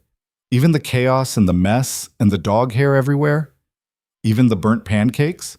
Especially the burnt pancakes." They kissed, slow and comfortable, the kind of kiss that came from knowing someone completely. Life fell into a rhythm. Daniel got a promotion at work, assistant plant manager, with a raise that made the budget a little less tight. Victoria brought in a new VP of operations, a woman named Sarah, who was competent and trustworthy enough that Victoria could actually take full weekends off. Sophie thrived. Her grades were good, her confidence growing every day. She talked about Victoria like she'd always been there, like the early days when it was just her and Daniel were some distant memory. Sometimes Daniel wondered if that was healthy, if Sophie was getting too attached, but then he'd see them together, Victoria helping with homework or teaching Sophie to cook, and he'd push the worry aside. This was what family looked like. Sophie deserved this. They all did. In late May, Claire cornered Daniel at his parents' house during Sunday dinner. "So when are you going to propose?" she asked, not even pretending to be subtle. Daniel nearly choked on his beer. "What? Don't play dumb. You've been together almost a year. You live together. She's basically Sophie's mom at this point. When are you making it official?" We haven't talked about marriage." "Why not?" "Because it's complicated." "How is it complicated? You love her. She loves you. You're already building a life together." Daniel set down his beer. "What if she doesn't want to get married? She's got her company, her independence.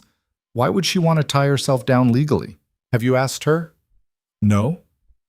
"Then how do you know?" "Claire, I'm serious, Danny. Stop assuming you know what she wants and actually talk to her." Daniel wanted to argue, but his sister had a point. He'd been thinking about proposing for months now. He'd even looked at rings online, though he had no idea what Victoria would like or if she'd even want one. The truth was, he was scared. Scared she'd say no. Scared she'd feel pressured. Scared he'd somehow ruin the good thing they had by wanting more. That night, after Sophie was asleep, Daniel found Victoria on the back porch. She was sitting on the steps, wrapped in a blanket, staring up at the stars. "Hey," he said, sitting beside her. "What are you doing out here?" "Just thinking." "About?" "Work stuff, life stuff." She glanced at him. "Are you happy?" The question caught him off guard. "Yeah, of course. Why?" "I don't know. Sometimes I worry that this isn't enough for you, that you wanted something different." "Different how?" "Someone simpler. Someone who's around more. Someone who doesn't bring work stress home or forget to grocery shop because they were stuck in meetings all day." Daniel took her hand. "I don't want different. I want you. Even with all my flaws? Especially with your flaws. They're what make you real." Victoria smiled, but there was still something uncertain in her expression. "Can I ask you something?" "Always." "Do you ever think about the future, like long-term future?" Daniel's heart started beating faster. "Sometimes. Why?" "Because I do. I think about it a lot, actually." She turned to face him fully. "I think about Sophie graduating high school, going to college. I think about us getting old together. I think about all the moments I want to be there for. And what do you want from those moments?" "I want them to be ours. All of us. Officially." Victoria took a breath. I want to marry you, Daniel. For a second, Daniel forgot how to form words. You want to marry me? Yes.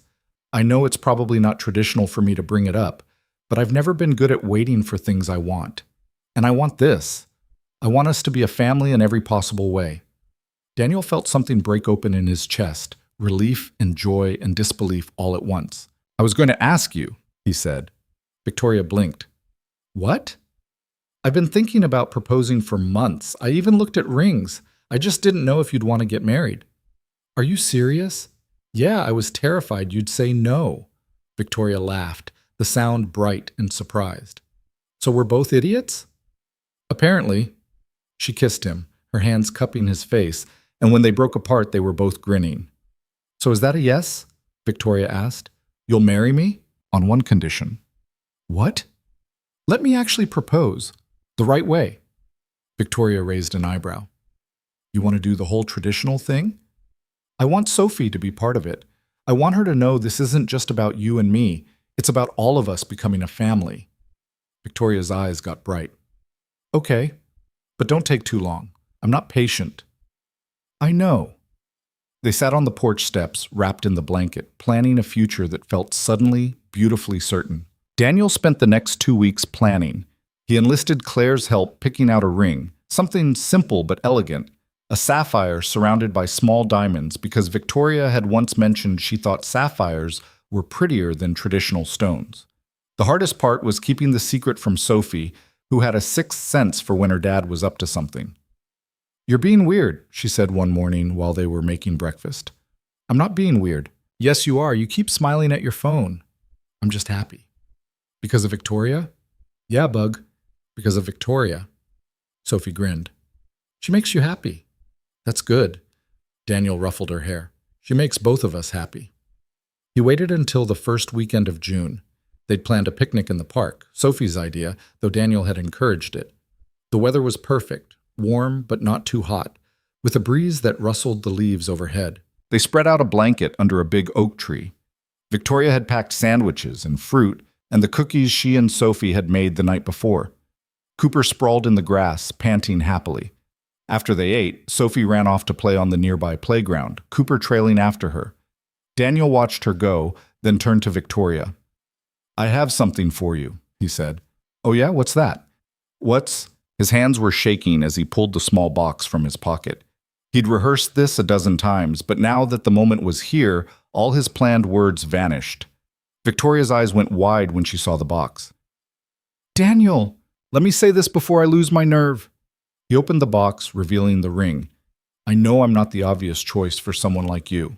I don't have money or status or any of the things people probably think you should want, but I love you more than I knew it was possible to love someone. You make me want to be better. You make our home feel full. You make Sophie light up every time you walk in the door. Victoria's hand covered her mouth, tears already streaming down her face. I know we've already talked about this, and I know you kind of beat me to it, but I wanted to do this right. Daniel took a breath. Victoria Hale, will you marry me?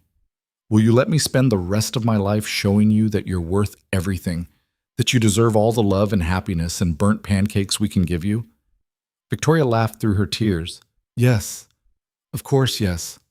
Daniel slipped the ring onto her finger, and she pulled him into a kiss that tasted like salt and joy. When they broke apart, Sophie was standing a few feet away, Cooper sitting beside her.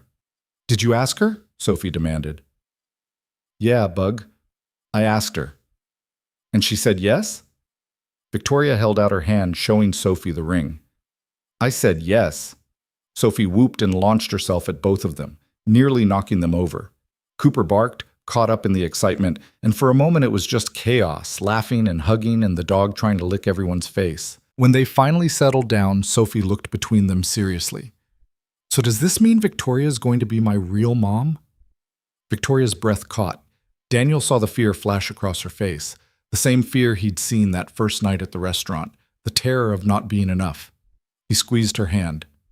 If that's what you want, Bug, Daniel said carefully. Sophie looked at Victoria.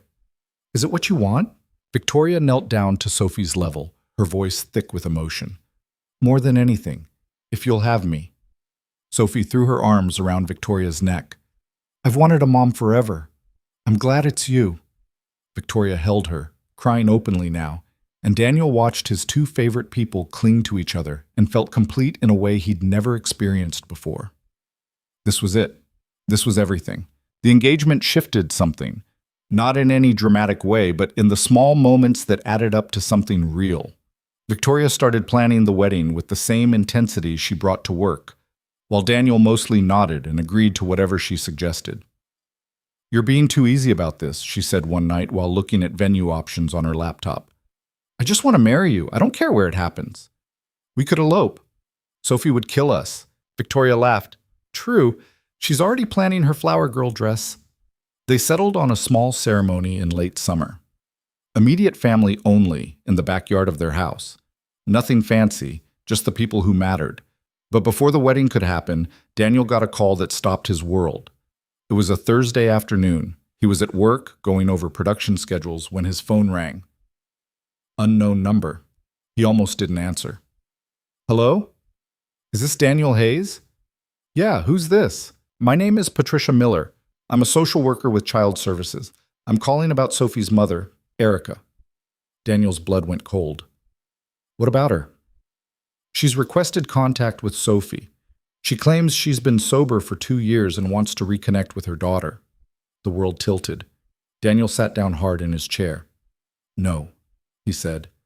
"I understand this is difficult, but as Sophie's biological mother, Erica does have certain rights. She walked out when Sophie was 3 months old. She doesn't have rights." "Actually, she does. She never formally terminated her parental rights, which means legally. I don't care what's legal. She abandoned her daughter. She doesn't get to just show up now and play mom." "Mr. Hayes, I know you're upset, but upset doesn't cover it." Daniel was standing now, pacing. "Sophie doesn't even remember her. She's been asking Victoria to adopt her. We have a family. We don't need Erica coming in and destroying that." "No one's trying to destroy anything. Erica just wants to meet Sophie, maybe establish some kind of relationship." "Over my dead body."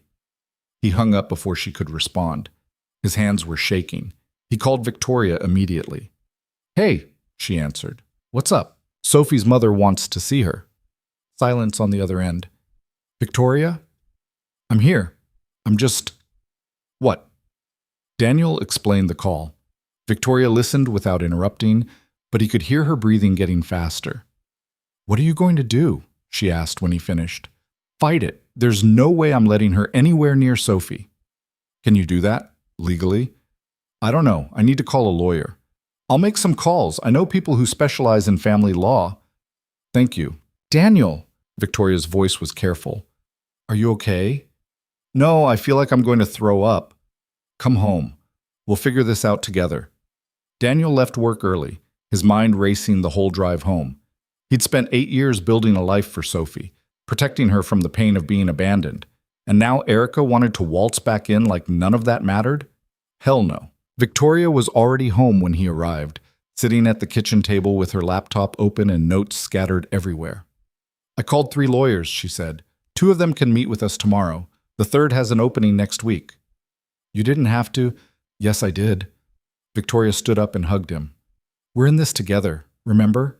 Daniel held on to her, feeling the fear that had been building all afternoon start to ease slightly. That night, they told Sophie together.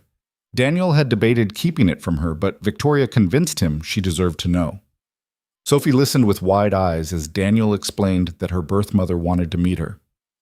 "Why?" Sophie asked. "I don't know, Bug." "Does she know about you and Victoria getting married?" "I doubt it." Sophie was quiet for a moment, then she said, "I don't want to see her." "You don't have to." "I mean it, Dad. She left us. You said she didn't want to be a mom, so why does she get to come back now?" Daniel pulled Sophie into his lap. "I don't know. But I promise I'm going to do everything I can to protect you." "Will the lawyer make her go away?" "I hope so." Sophie looked at Victoria. "Are you still going to adopt me?" Victoria's eyes filled with tears. "If you still want me to." "I do.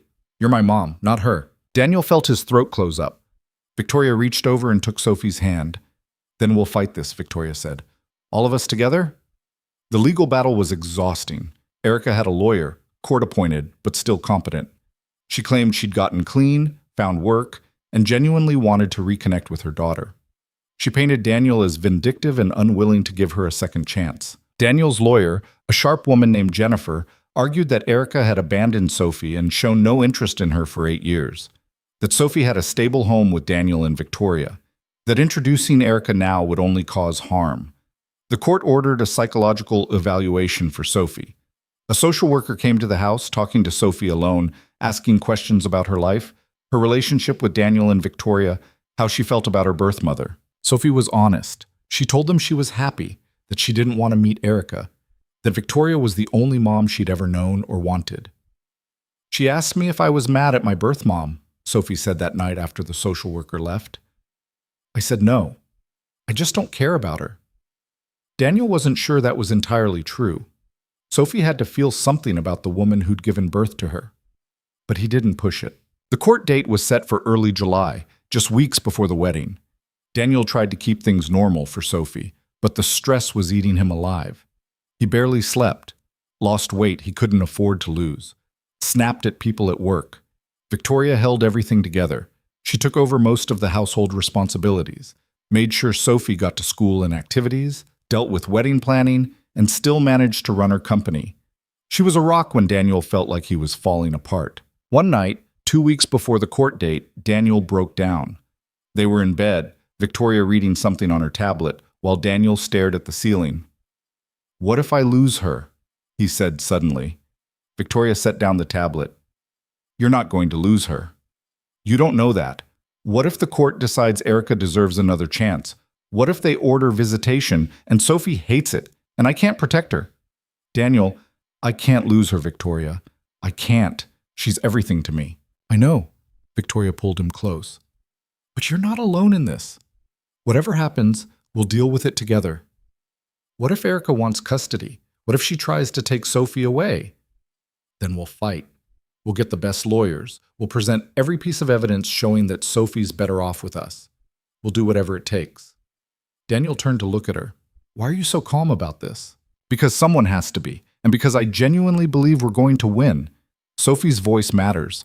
She's old enough that the court will listen to what she wants, and she wants to stay with us." "But what if that's not enough?" Victoria was quiet for a moment. "Then we'll figure it out." "But Daniel, you can't live in the what-ifs. You have to trust that the system will do the right thing." "I don't trust the system. I trust me. And I've been doing this alone for 8 years. I know how to protect her."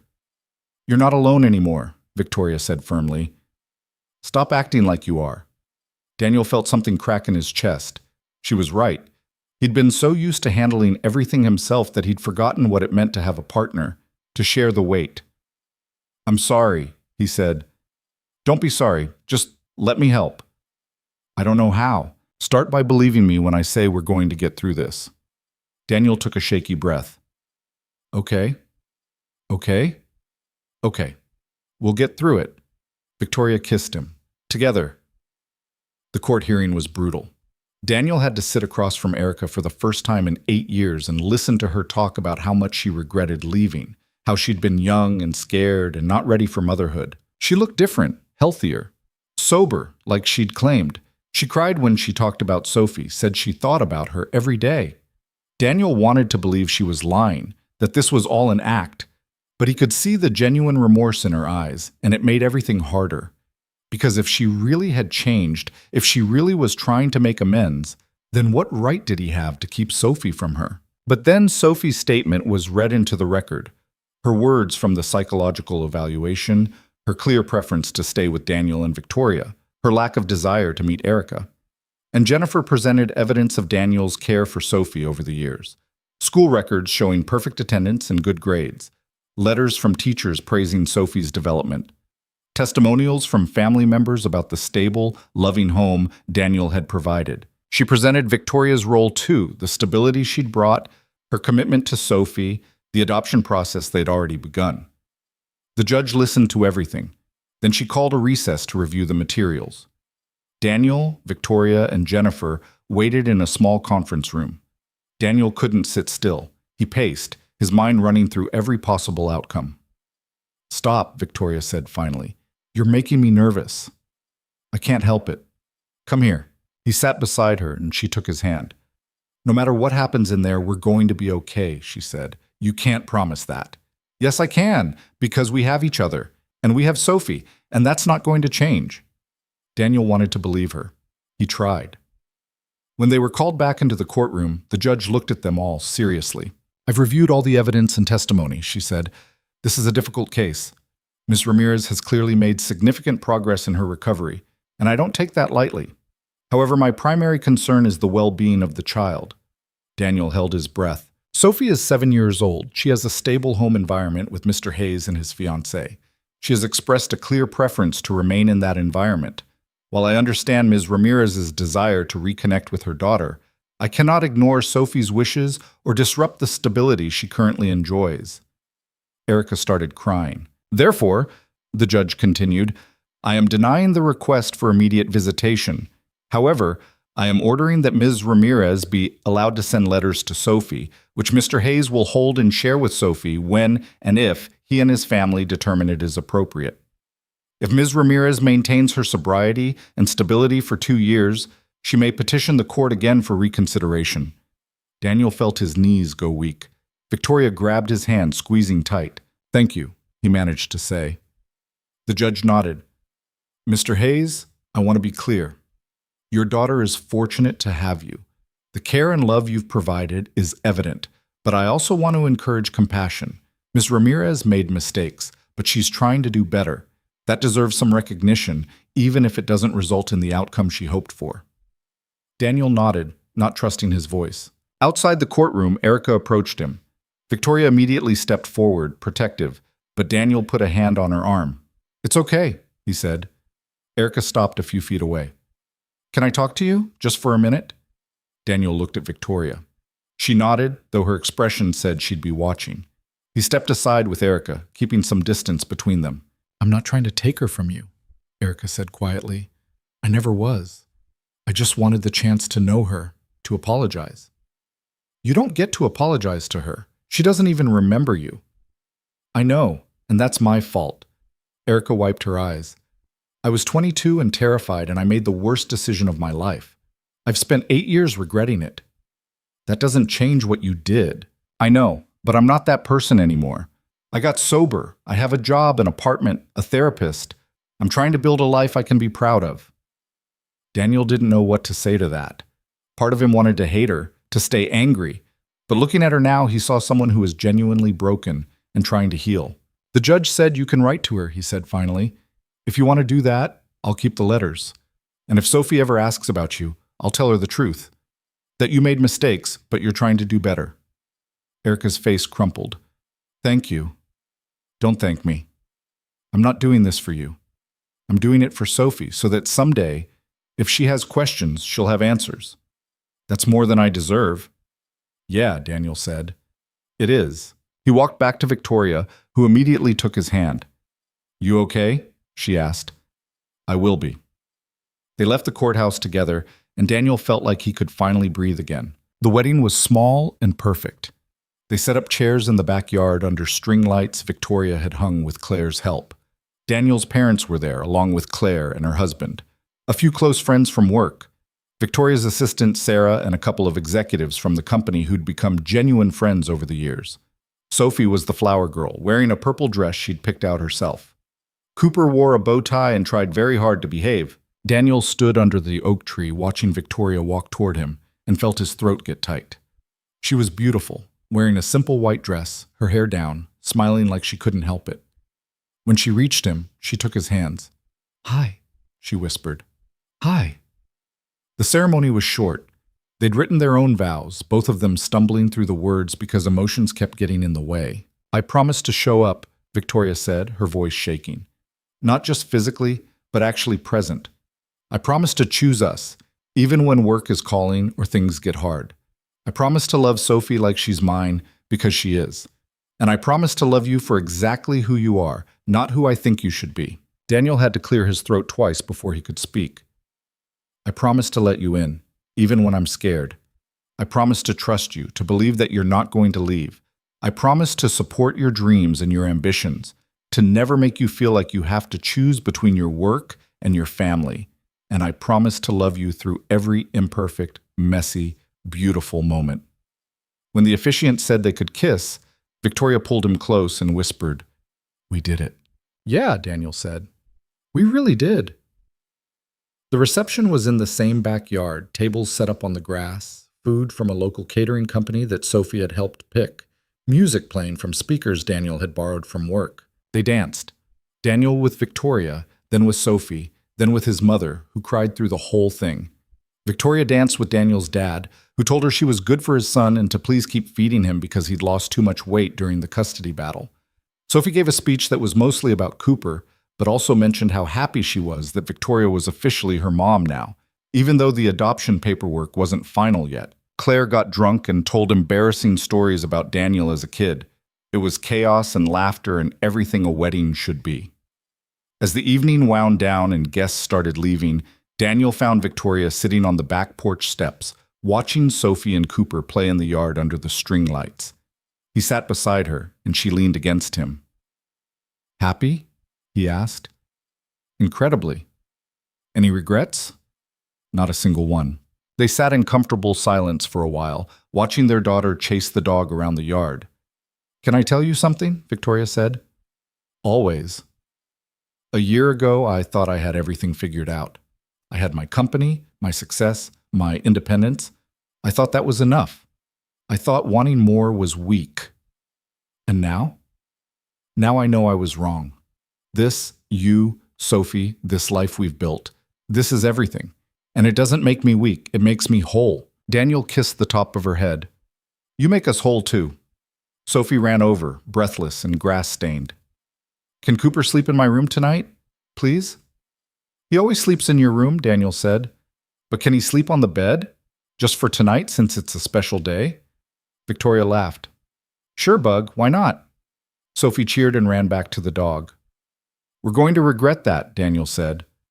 "Probably, but we'll deal with it tomorrow." "Together?" Victoria smiled. "Together." The adoption finalization happened in September. They all dressed up and went to the courthouse, the same building where they'd fought Erica's petition, but this time for something joyful. The judge was different, a kind-looking woman who asked Sophie if she understood what adoption meant. "It means Victoria gets to be my real mom," Sophie said confidently. "Forever." "That's right, and you want that? More than anything." The judge signed the papers, and just like that, Victoria became Sophie's legal mother. They took pictures outside the courthouse, all of them grinning, Sophie holding the certificate like it was a trophy. That night, they celebrated with ice cream and a movie marathon. Sophie fell asleep between them on the couch, and Daniel looked at Victoria over their daughter's head. "This is it," he said quietly. "This is everything I never let myself want." "Me too." "Worth the risk?" Victoria smiled. "Every single bit of it." Over the following months, life settled into a new normal. Victoria's company continued to thrive, but she'd gotten better at delegating, at trusting her team. She made it to every one of Sophie's school events, helped with homework, packed lunches even when she had early meetings. Daniel got promoted again, plant manager this time, with a salary that meant they could start saving for Sophie's college fund and maybe take that vacation Victoria kept talking about. Sophie flourished. Her grades were excellent. She made friends easily. She started talking about becoming a paleontologist when she grew up, and Daniel and Victoria encouraged every bit of it. The letters from Erica came sporadically. Daniel kept them in a box in his closet, just like he'd promised. Sophie knew they existed, but hadn't asked to read them yet. Maybe someday she would. Maybe not. It was her choice. One Saturday in November, almost exactly a year after that first Christmas together, Daniel woke to find Victoria already up, sitting in the kitchen with her laptop. "Working on a weekend?" he asked, pouring coffee. "Just checking something." She turned the laptop to show him. "I've been thinking about expanding, opening a West Coast office." "That's huge." "It is, but I've also been thinking about promoting Sarah to COO, giving her more responsibility so I can step back a bit more." Daniel sat down across from her. "Why?"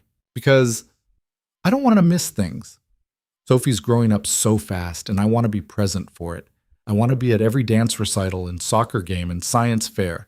I want to have dinner with my family without worrying about what's happening at the office." "You don't have to give up your work for us." "I'm not giving it up. I'm just redefining what success looks like. Victoria reached across the table for his hand. Success used to mean building the biggest company, making the most money, proving I was good enough. But now, success is this: coming home to you and Sophie, having time to actually live instead of just work. You sure? Completely. Daniel squeezed her hand. I love you. I love you too. Sophie wandered in, still in pajamas, Cooper trailing behind her. Are we making pancakes? Victoria closed her laptop. We are. Want to help? Obviously. They made pancakes together, the kitchen filling with laughter and smoke from the slightly burnt ones. Daniel watched his wife and daughter work side by side, covered in flour, arguing about whether chocolate chips were better than blueberries, and felt a contentment so deep it almost hurt. This was it. This was the life he'd built from broken pieces and fear and the courage to try again. It wasn't perfect. They still fought sometimes, still struggled with balancing everything, still had days when nothing seemed to work right. But they had each other, and that was enough. That afternoon, they went to the park. Sophie ran ahead with Cooper while Daniel and Victoria walked hand in hand behind them. Do you ever think about how different things could have been? Victoria asked.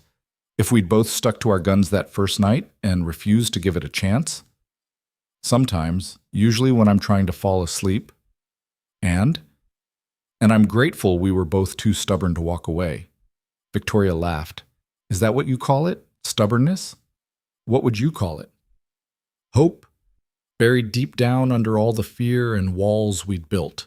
Hope that maybe there was something worth trying for. Daniel thought about that, about the walls he'd built after Sophie's mother left, about Victoria's fear of being vulnerable, about how they'd both been so convinced they were broken that they almost missed finding each other. You know what I think?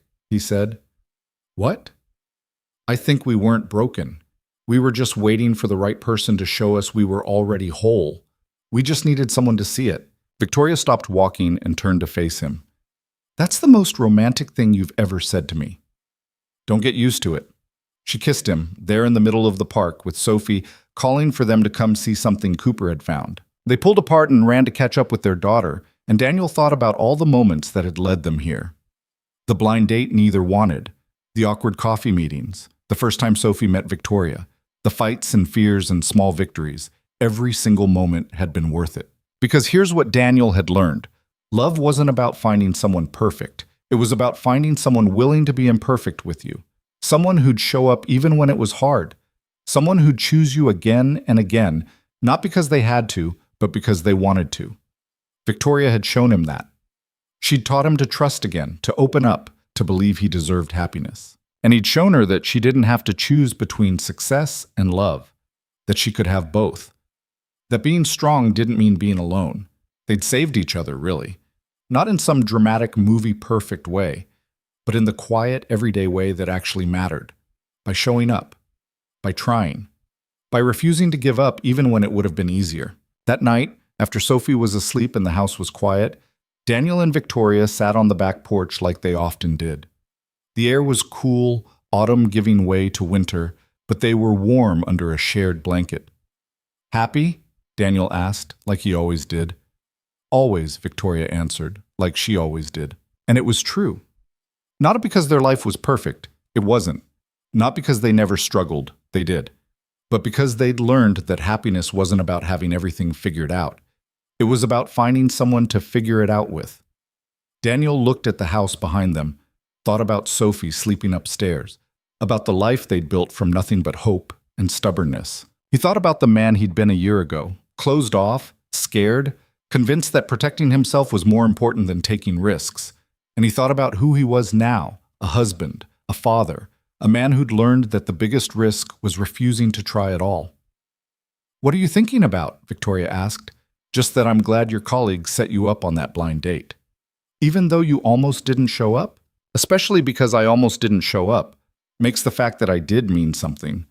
Victoria settled against him, her head on his shoulder. We almost missed this. But we didn't. No, we didn't.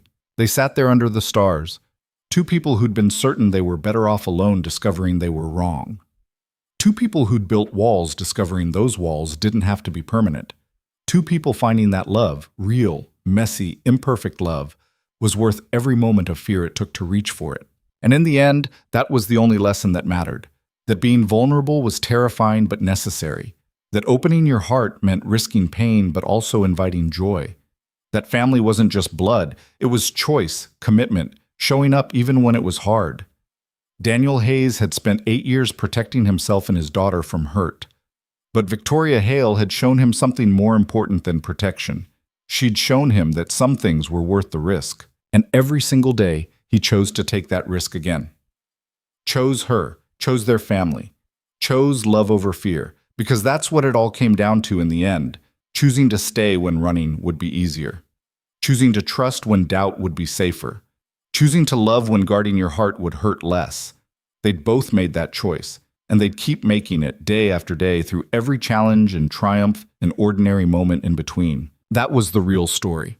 Not about a factory supervisor and a billionaire CEO who somehow made it work despite their differences, but about two broken people who found each other and discovered they didn't need to be fixed. They just needed someone to love them exactly as they were. And in loving each other, they'd become more than they ever could have been alone. The wind picked up, rustling the leaves, and Victoria shivered slightly. Daniel pulled her closer. "Should we go inside?" he asked. "Not yet. I like it out here." "Cold, though." "I've got you. I'm warm enough." And really, that said it all. They had each other. They had Sophie. They had this life they'd built together, imperfect and messy, and absolutely worth every second. Daniel looked up at the stars, thinking about the path that had brought them here, the wrong turns that turned out to be right, the fears they'd conquered, the love they'd found when neither was looking for it. He thought about Sophie, asleep upstairs, dreaming whatever 7-year-olds dreamed about. She had a family now, a real one. 2 parents who loved her, a home that was stable, a future full of possibilities. That was what mattered, not the money or status or any of the surface differences. Just this, people who showed up for each other, people who chose love. "I love you," he said into the darkness. Victoria turned to look at him, her eyes reflecting the porch light. "I love you too. Even with all my baggage and issues and tendency to shut down when things get hard, especially because of those things. They make you real. They make this real. We're pretty lucky, aren't we? The luckiest." They sat there a while longer, wrapped in each other and the quiet certainty of what they'd built. Eventually the cold won out and they went inside, checking on Sophie one more time before heading to bed. As Daniel fell asleep with Victoria in his arms, he thought about the man who'd sat in his truck outside that restaurant, debating whether to just drive home. The man who'd been so sure he didn't need anyone that he was better off alone. He was grateful that man had been wrong. Grateful he'd walked into that restaurant. Grateful for every awkward conversation and uncertain moment that had led him here. Because this life, this love, this family, was everything. Not perfect, not always easy, but real and honest and worth every risk he'd taken to get here. And tomorrow he'd wake up and choose it all over again, every day for the rest of his life. That was the promise. That was the commitment. That was love in its truest, messiest, most beautiful form. And Daniel Hayes, for the first time in 8 years, wasn't afraid of it anymore. He was home. Sonnet 4.5.